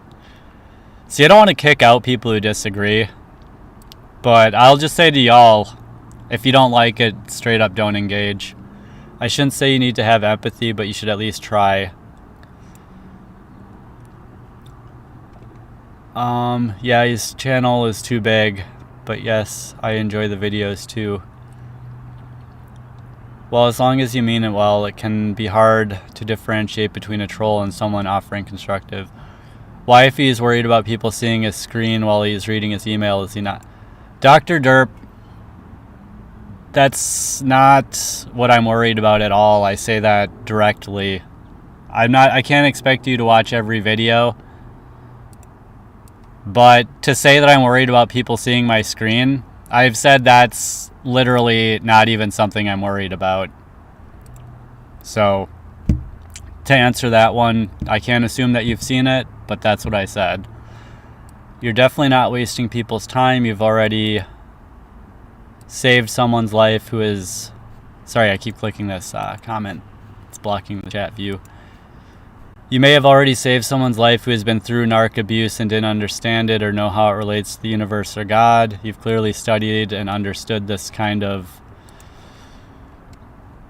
abuse for many years. The fact that you show up every day and have shared your thoughts with the world means that you may realize right now you're better than we're all human with different strength and weakness OpTH felt. I also had the opportunity to go through in either direction, and you chose dark, but you came back. I'm glad to hear it. Ooh, Daniel, thanks for the question on Terry Davis and Temple OS. Yes. I see a message retracted. Who am I worried about then? What am I worried about then? First, so OpTH felt, that's awesome that you... Yes, so that is within God's grace to go down the dark side and come back. So that's awesome. And thoughts on Terry Davis and Temple OS from Daniel? Yes. I worry about being associated with Terry Davis because of that whole schizophrenia, you know, like I talk about manic schizo posting, whatever. And yeah, like... It's so easy to just say, oh, I'm so concerned. We just have to get you psychiatrically evaluated and, you know, yada, yada. You know, this is almost something you can't say in public, you know, is that, you know, you can't be skeptical of certain things. There is religion at work. Capital S, science is a religion. And so the different functions of the religion of science, you have to be careful disparaging or doubting certain religious tenets. So that's... And isn't it funny that that's the first thing people think of with Terry Davis? They don't think of his incredible work with Temple OS. They think, oh, mental illness. That's... very interesting. And I hella respect Temple OS. I've actually looked at adopting Temple OS for Raspberry Pi. It's explicitly coded to x86 though. And there was something else explicitly that he didn't want networking, I think. I could be mistaken about the networking, but there's something that he specifically didn't want. So like the intention of his license is incompatible with putting it on Raspberry Pi for some reason. So that's a huge bummer. I know that there's also Alter OS, which is the satanic version of Temple OS. I have mixed feelings about taking the guy's work and doing something that he didn't want me to do with it. You know what I'm saying? So I'd have to go back and review exactly what it was that made me frown a little bit about Temple OS. But yeah, incredible. And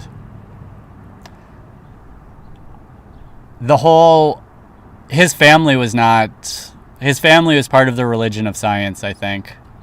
And so his support system was compromised, I think. So I'd have to study it in greater detail to say much more than that. But my feeling is that the mental illness thing with him is overplayed.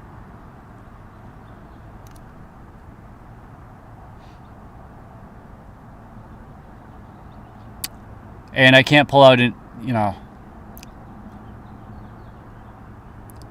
like I'm just going to not state, because I only have opinion on that. I can't give a study on that right now.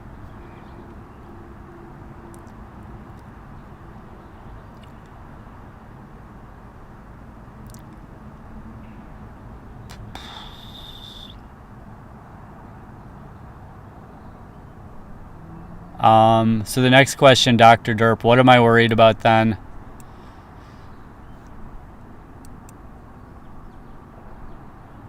To say that I'm worried even is not quite right. It's just,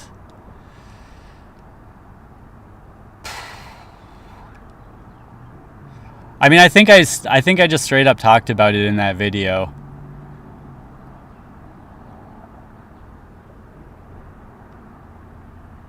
It's not a specific worry. It's just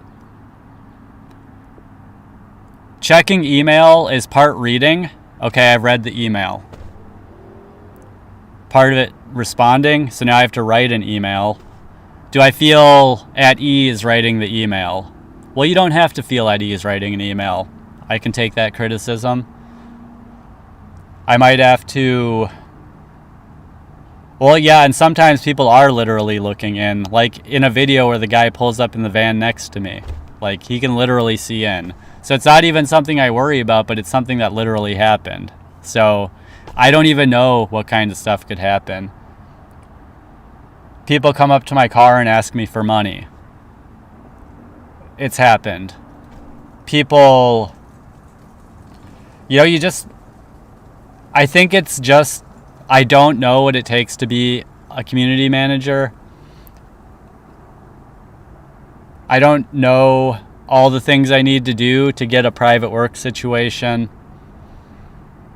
And so it's just going to be like lots of just spinning my head, explaining, when really the answer is I can't really do anything right now. If someone were to hire me as freelance work, they'd have to advance me a bunch of the money so that I can get a hotel or something. You know what I'm saying? Like, it's not unheard of to get 50% payment up front or something. But it's like, that's like a hard condition until I can just put myself in a motel. So there's a lot of different things that are going to be in email. There's going to be supporters who I just want to write back to. There's going to be people who want to do business who it's going to be more... I mean, look at how the Japanese put so much energy into emails. I can't do that. So I'm not going to be making a good impression to begin with. Oh, but you're on here making these videos. That's good enough. In theory, yes. Virtuously, that's a good thing to believe. It's sort of like, why do I believe in God? There's so many little things that are related or not matter. Every single one can probably be knocked down.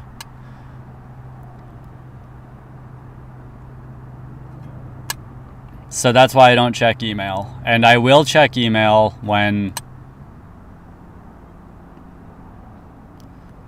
If you believe that I want to check email, you know that I will check email eventually.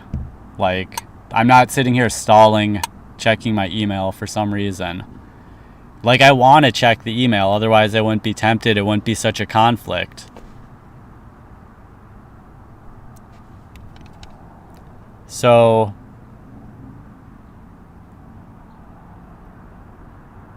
Dr. Derpy, there's someone from Harlan Pass or trolling. Paid, yeah.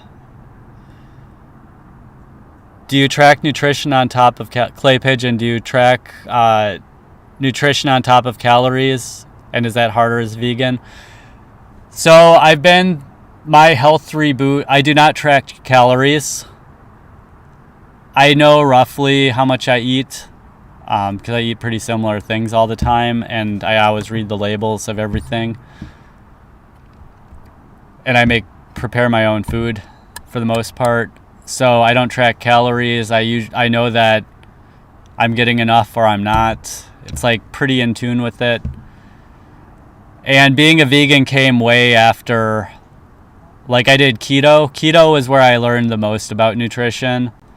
And I lost like 50 pounds in 4 months on keto in 2013 after my last relationship.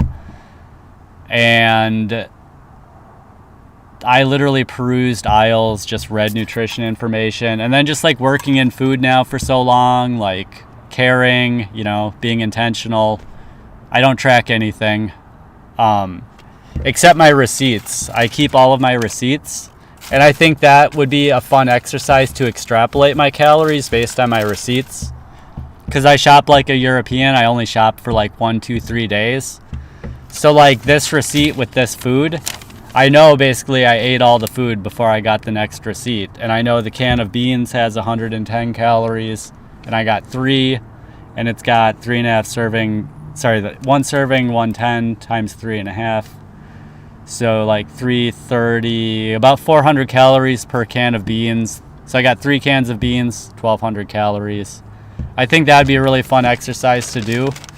And my first student of my code school was actually gonna do that project with me, but I found out actually after I left my last job, I went to follow up with her, and I found her obituary. She rolled over her car. She studied nutrition. She was one of my friends from before college, and just absolute... I was surprised when she didn't get back to me, but I didn't do anything for like a year because I had a bunch of other stuff going on. I was excited to work with her and everything, and then I was like, where is she? And I literally typed in her name, obituary, and it popped, because I was like, yo, the only way she would not be responding is if she's dead. And I searched and she's dead. I'm like... I should say passed, not dead, but man, so I was going to do that project with her. So I need a new student to do that project with. But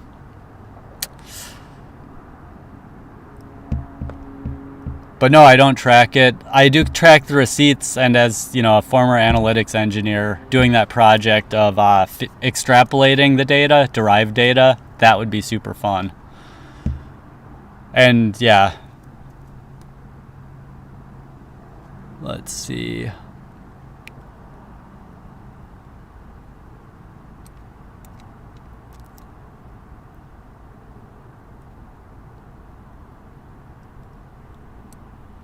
Someone's saying. Anyway, if someone's a rat, we don't got to engage with them.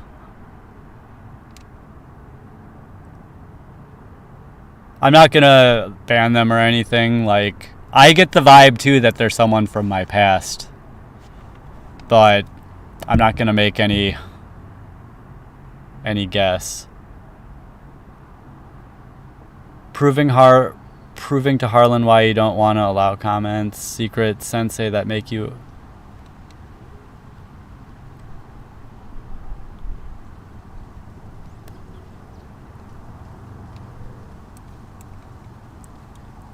Thoughts on double slit experiment and delayed choice from Daniel. If that reinforces the universe's simulation theory with quantum mechanics, then who is this? Yeah, Daniel, that's exactly what I was touching on when I said, yeah, we can go down another label of another layer of the turtle.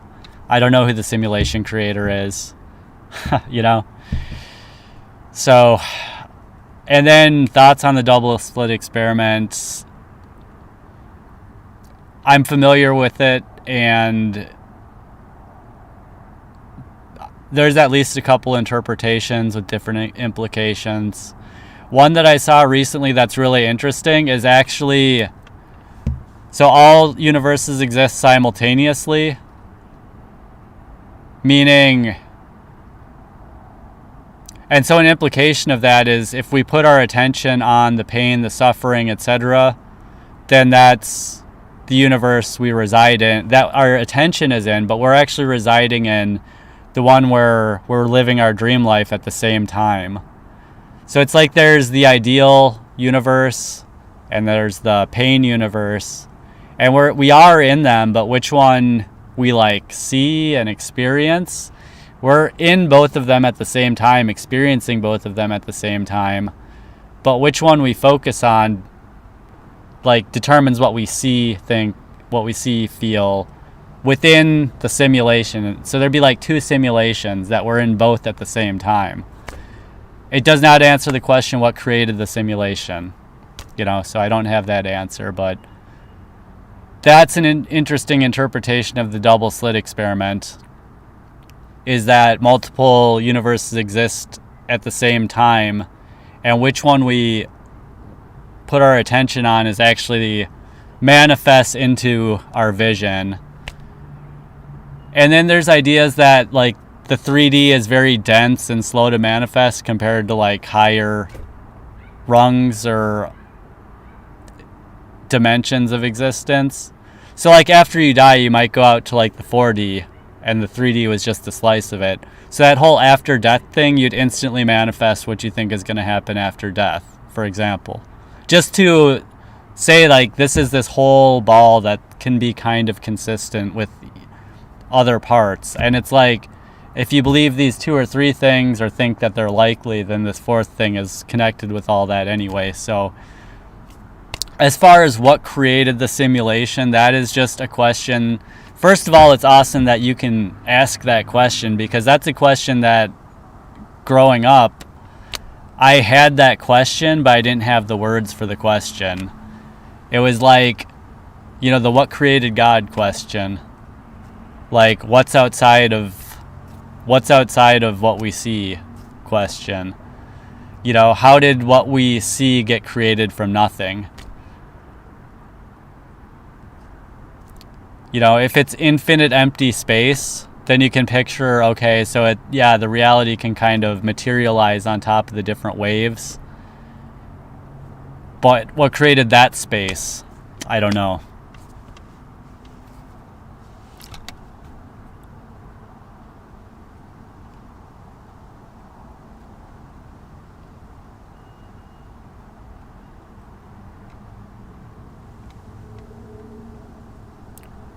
I'm almost caught up. Dr. Derp is not someone from my past. Alright, cool. Don't encourage my delusion. Dr. Derp, you can disagree, but you don't have to speak with words like his delusion. I mean, this is a safe space? No.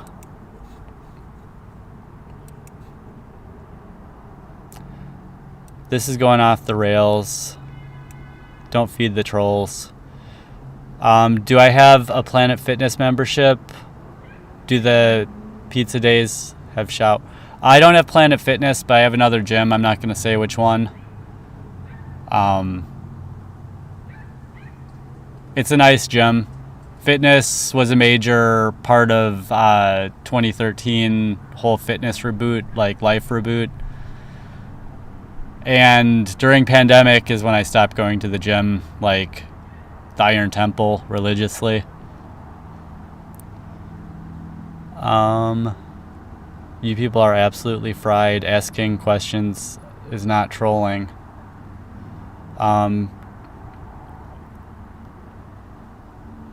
Get a real job like mine where you use your hands to make your way.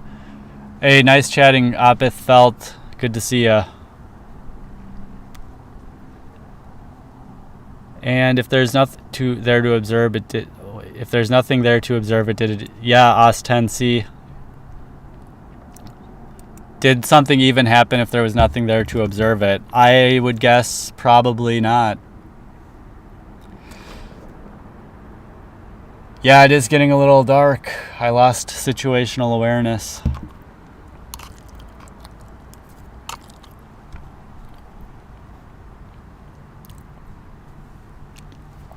Lance and OpTH, yeah, man, it's good to see there's some people who have been through some tough stuff and are thinking about their path forward.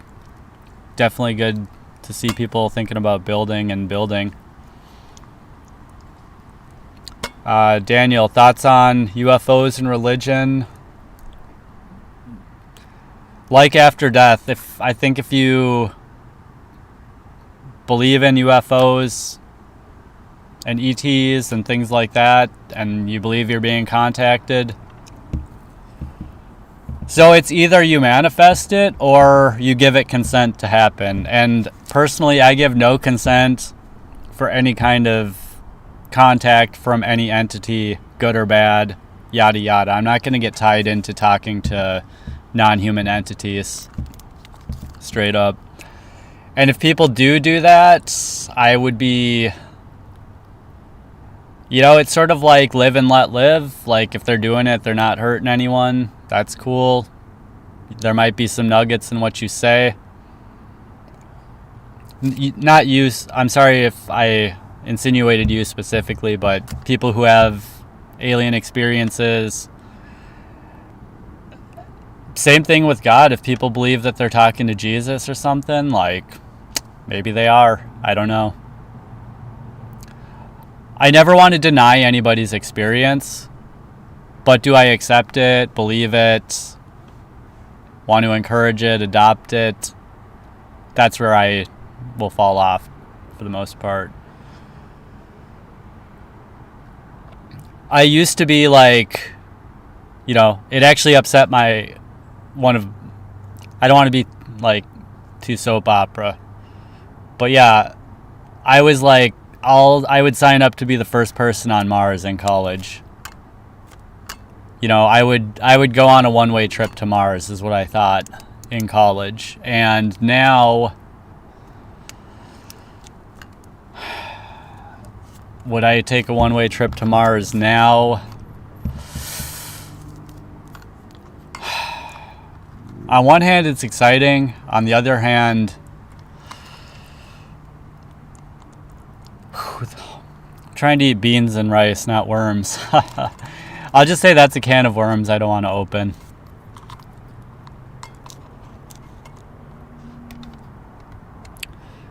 If we're in a recursive simulation, then the creator resides in the frame above. Clay Pigeon, precisely. The creator of this simulation resides in the simulation directly above ours. The creator of that simulation or that reality, it's the classic turtles all the way down problem. So in philosophy, there's the brain in a vat problem. So playing on what Clay Pigeon said. So the brain in a vat problem says that the created brain shares no symbols with the creating brain, so no language can overlap. The brain in the vat it doesn't share any experience, so it can't communicate on the same level as the thing that created it. They might be able to communicate in some way. I don't remember the full details of the problem, but the brain in a vat problem, like we can't conceptualize two layers out, but still, if there's one layer out, what created that? But because of like the sort of brain in a vat sort of communication problem, we can't really communicate with whatever's outside to begin with. If I'm understanding it and thinking about it rigorously enough. I could be wrong.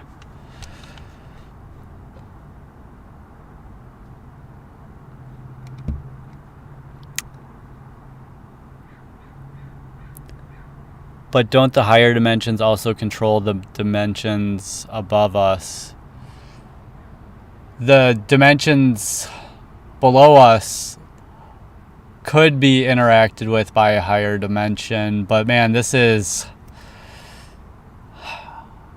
my brain, I used to go here all the time when I was in like the religious, campus atheists and secular humanists group. Like, I used to love this whole theoretical, philosophical. But in terms of Maslow's hierarchy of needs, man, this is more social than I've been in like a long time. Which means this is the farthest up Maslow's hierarchy I've been in a long time. And it's just like, it's just a weak muscle. It's not that it's not there, it's just so weak. It's like, you go back to the gym and you're like lifting 8-pound weights. You're like, oh man, this is tough. But you don't even feel bad. Nobody's laughing at you. You know, it's just like, bro, you haven't been to the gym in a long time and that 8-pound weight is really heavy, you know? Me socializing, like, this is me doing an 8-pound weight right now.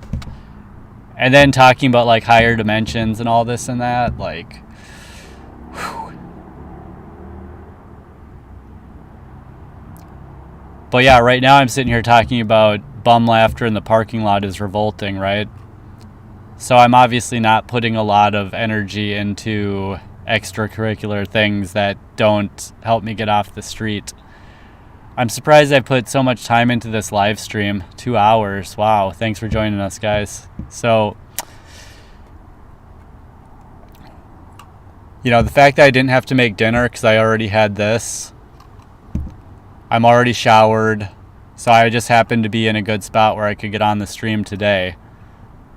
But can I say, like, next Thursday, you know, I'll probably have the same schedule at work and everything. Can I say next Thursday I'll be here? I cannot. You know what I'm saying? Like, it worked, like, the stars aligned today. But yeah, it's not something I can put on a calendar or anything yet. It's, you know, part of, you know, the email thing is like I know that I'm reading it right now. I'm so sorry if this is a dead horse that's annoying to y'all, but it is something that needs, you know, it's a serious thing. It needs to get done. But does it need to get done? No, because I'm working and getting paychecks. Would it help the channel if it got done? It could definitely help the channel if it got done. Because I know there is money there. I don't know how much. If I went and found the money, would I actually spend it on the channel? I think right now I would just sit on the money in case something doesn't work out with this job. You know? But keeping myself fed and continuously, like, is helping the channel at the Maslow's layer 1 level. So it's not like I'm like sitting there saving it for a gold watch. I'm sitting there saving it for cans of beans in case I need, you know what I'm saying? So I don't have to actually get on and beg again. Because I can't tell you how bad begging actually feels. You don't want to do it, but you know that sometimes when you get to the situation where you have to do it, you just know that that's what you have to do. But you don't want to be there, you know? I put it off for a long time. But eventually you just get to that point where if I don't get some money, like, the wheels fall off.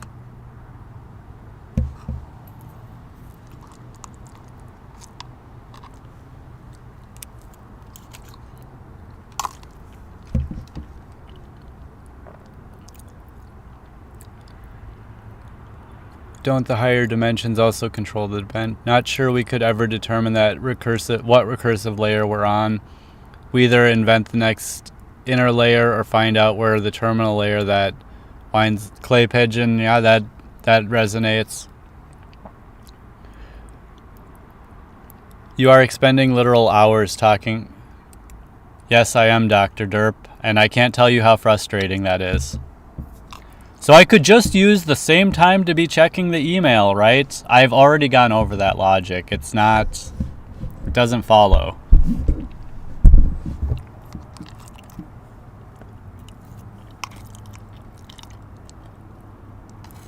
You have time to tweet, so you got time to email. You got time to post on YouTube, so you got time to eat. It's not about just time. It's about like being able to make guarantees. And I appreciate your calling me out. You're way off base calling me delusional. On names, that's not appropriate.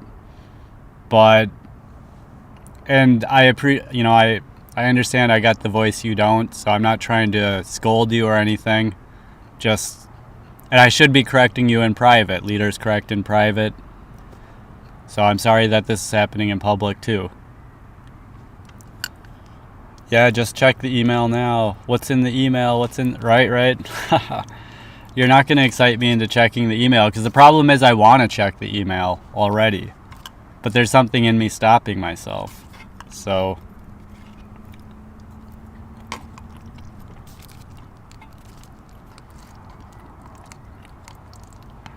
it's just not the time to check the email.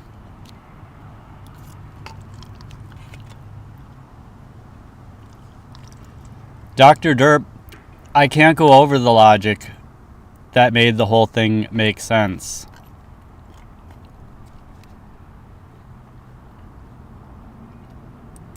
There's not...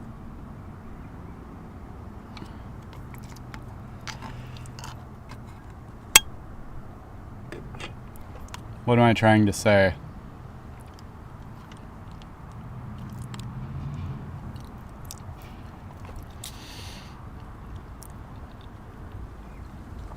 If I could make a logical case for why I'm not checking email, I could check my email. But I'm in this place where I have to split my attention between focus. Well, everybody's in that place. Yes, they are. So there's not going to be an airtight case.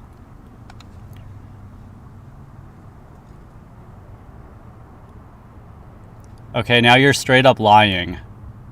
You did call. Is delusional not a name? If delusional is not a name, then okay. Oh, you said my delusion. I'm not going to go back and reread it. Maybe I will. But I'm not trying to set a precedent for having arguments on my stream. And let me give you a little tip. When you're being honest, you don't have to say you're honestly doing something. Nothing makes people think... I mean, it's like well known that if you say honestly, that means that you're not always being honest. So I don't know if you know that, but I'll help you in that way.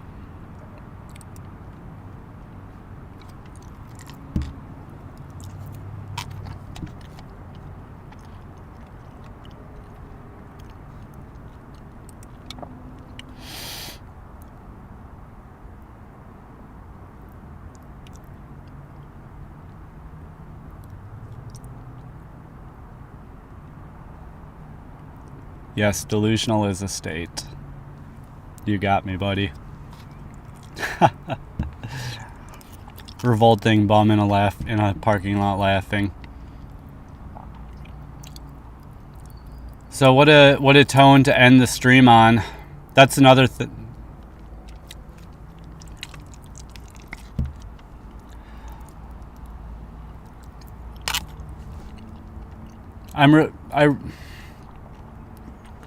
You know, what a note to end the whole stream on.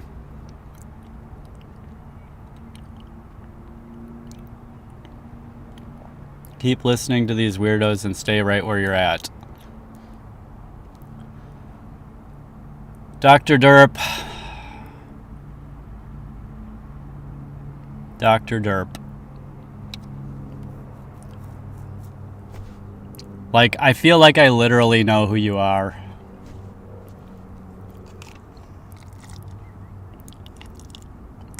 Even if you're not literally the same person, like...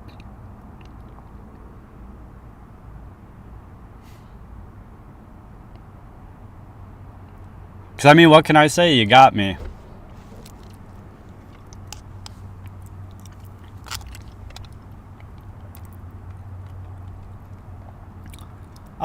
Keto to vegan was so many steps. Like, I was only keto for like 4 or 5 months. And then, you know, I was still, that was like 2013. And then I became vegetarian in like 2017, vegan in 2019.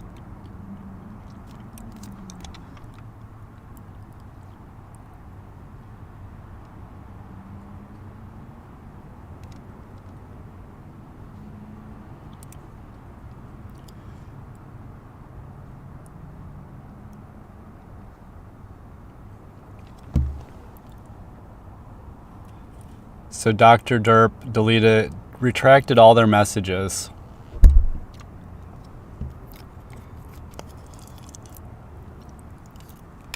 That's very interesting.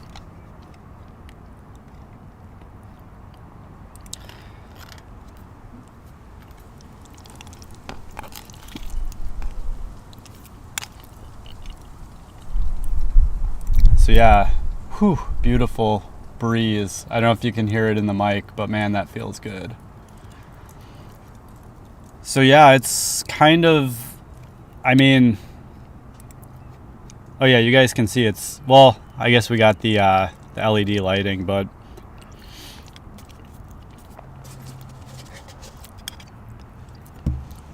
so kind of like checking email. Technically, I could just lay down and sleep here. Other people do it, why not? But so there's this whole other part of checking my email, like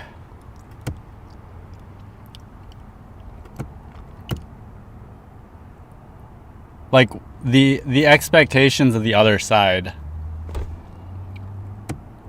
And I definitely like some cohesive piece of email logic will come out from me eventually. This will probably go into Urban Camping Pro, the survival guide that I'm working on. There is already a chapter for email. It's in my GitHub. I'll put the link in the chat.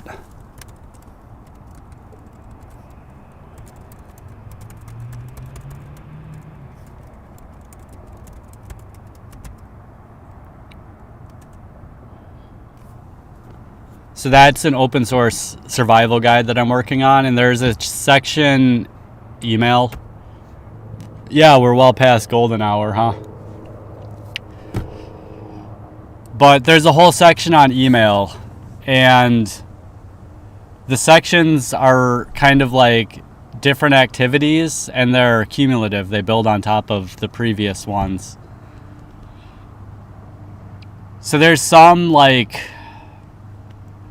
reasonableness to checking email, where it's like if you do it once, people expect you can always do it. I got on this live stream. I'm not saying everybody, but it's kind of like a reasonable expectation for a reasonable person is, well, I got on a live stream once, I can do it whenever I want. Not exactly true. And so part of that is, okay, yeah, it's dark out. I criticize the bums for hanging out in the library too much, sleeping here, etc., etc. So do I just do that? Well, they're doing it, so I might as well. No, that's how narcissism happens. Narcissistic abuse is working for them. I might as well just act like a narcissist too. It's not literally the same thing, but you see how it's kind of analogous. Like there's a certain like Boy Scouts, like leave it better than you found it, you know? They could go out camping and leave junk in the woods all the time and nobody would ever know.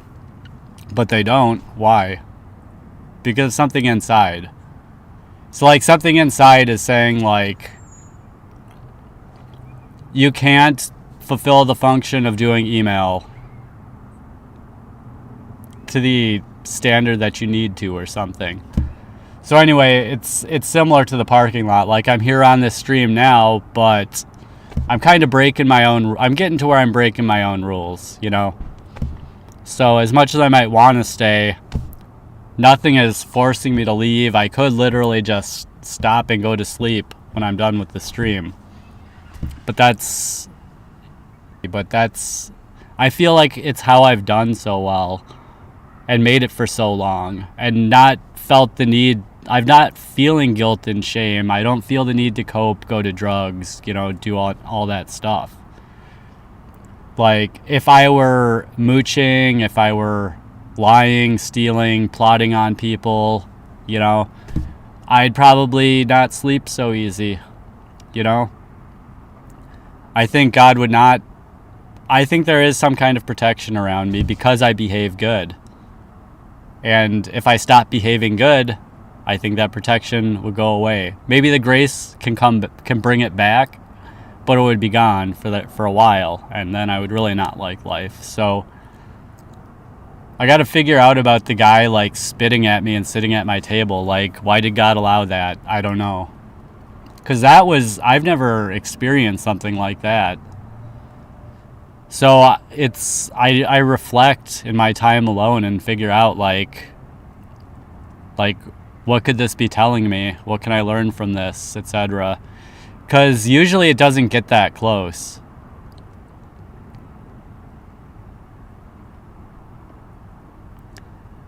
Yes, sir, Clay Pigeon. Instant electronic communication totally changed our culture of correspondence. People used to pay a hefty retainer fee when they wanted to always be able to boom, straight up. I like that wave. I like that what am I trying to say? That wavelength, that channel. That's, you know, I like where you're coming from with that. Because yes, it does boil down to people used to pay to reach you during your leisure time, at their leisure.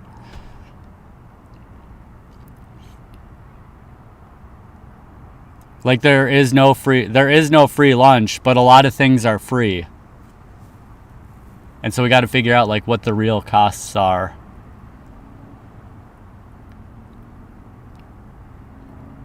Yeah, very good point. Thanks for that. But yeah, I'm going to sign it off because, yeah, I'm kind of breaking my own rules here by being here after dark. So, yeah, I mean, this was a really nice surprise. I just expected to like pop up a quick video. I didn't expect anyone to drop into the chat or anything. So this is a first to like have like a constructive chat. So that's awesome. Thanks, guys. Thanks so much, everyone. And I will